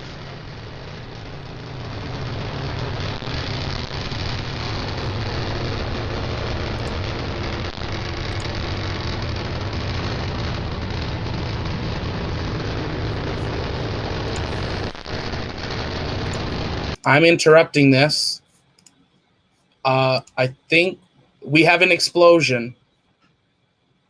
Starship just exploded on the pad.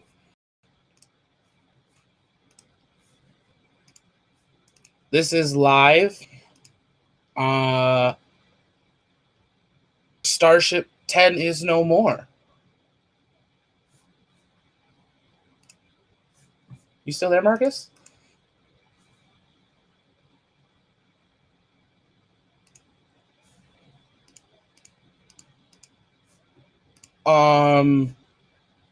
Okay. What?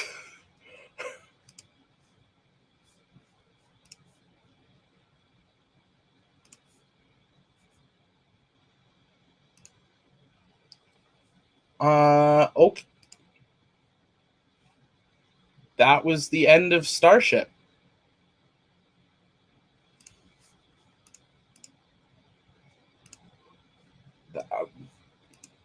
Now it just exploded. Let me rewind this. Where's our feed? We just saw the death of Starship SN10. This is a replay from just moments ago.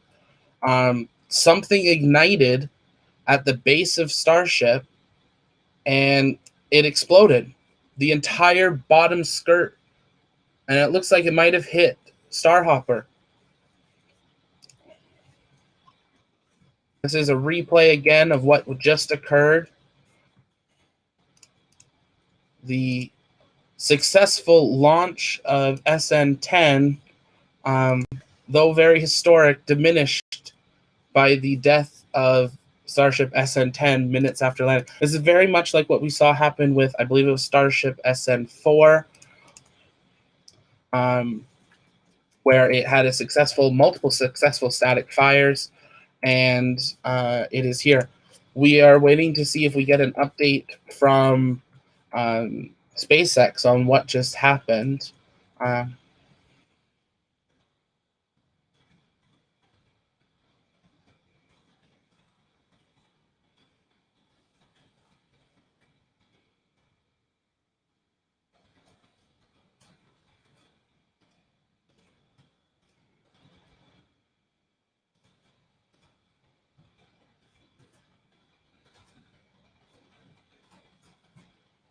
Yeah, not again. This is it did land.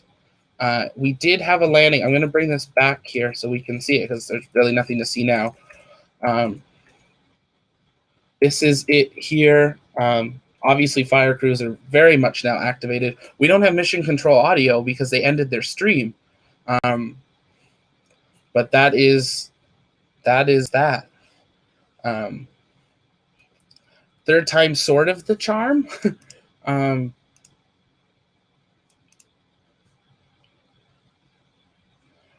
From what we're seeing, it's had a major anomaly following. Yeah, very large piece of the skirt. Wow. I don't think that's what any of us were expecting after what we had just seen after that beautiful landing. We're retweeting some other people's angles that of what just happened. People are quick on their cameras, so they were able to pan and really catch a lot in very high def. But I guess we need a new little banner here.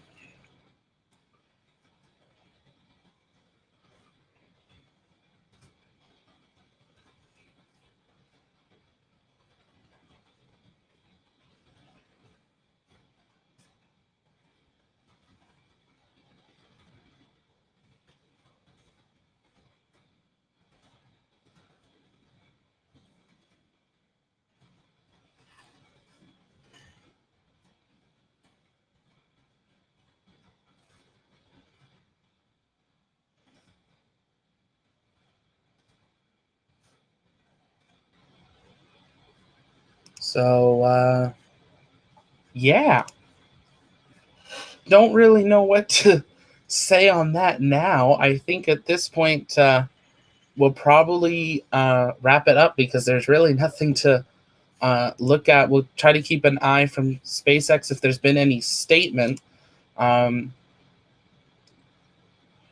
It's definitely something that I think someone just retweeted our tweet, and I think they said it so perfectly. We cannot underestimate and diminish the significance of what occurred prior to this explosion. We can't do that. And to jump back to when it was about to land, let's see here. Let's find it. No, not the prettiest way of scrubbing through a video. That looked like it crashed, but it did not. Here it comes in. It's going to come in on a slight angle and hover right above. There it is coming in. This is something we cannot diminish that they were able to do. Though it may not have ended in the way that everyone thought it had, we cannot diminish what they've done. And this is very much setting a standard and a learning thing. Obviously, this will be an investigation on what happened following the landing. Was there something? It was crooked, so there could have been an issue with one of the landing legs or a couple of them. Maybe the landing legs didn't deploy at all. I personally don't remember seeing them. Let's see if we can see them. Did they come out? Yeah, you can see them just before there. They did descend the landing legs.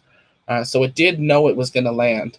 But at that point, yeah, we're waiting to see if there's anything from SpaceX on what has occurred.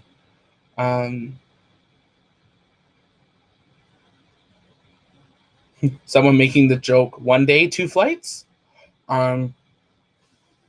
Yeah. And other people making the joke, SN11 ready to be the first to launch, land, and survive more than 10 minutes. Yeah, that's, I'll just jump ahead to the explosion here. And then I think we're probably going to wrap it up for this evening because not much else to talk about. SpaceX, Elon will probably tweet something, and we'll make sure to tweet that out immediately on our social medias. So follow us over on Twitter. That's the best bet.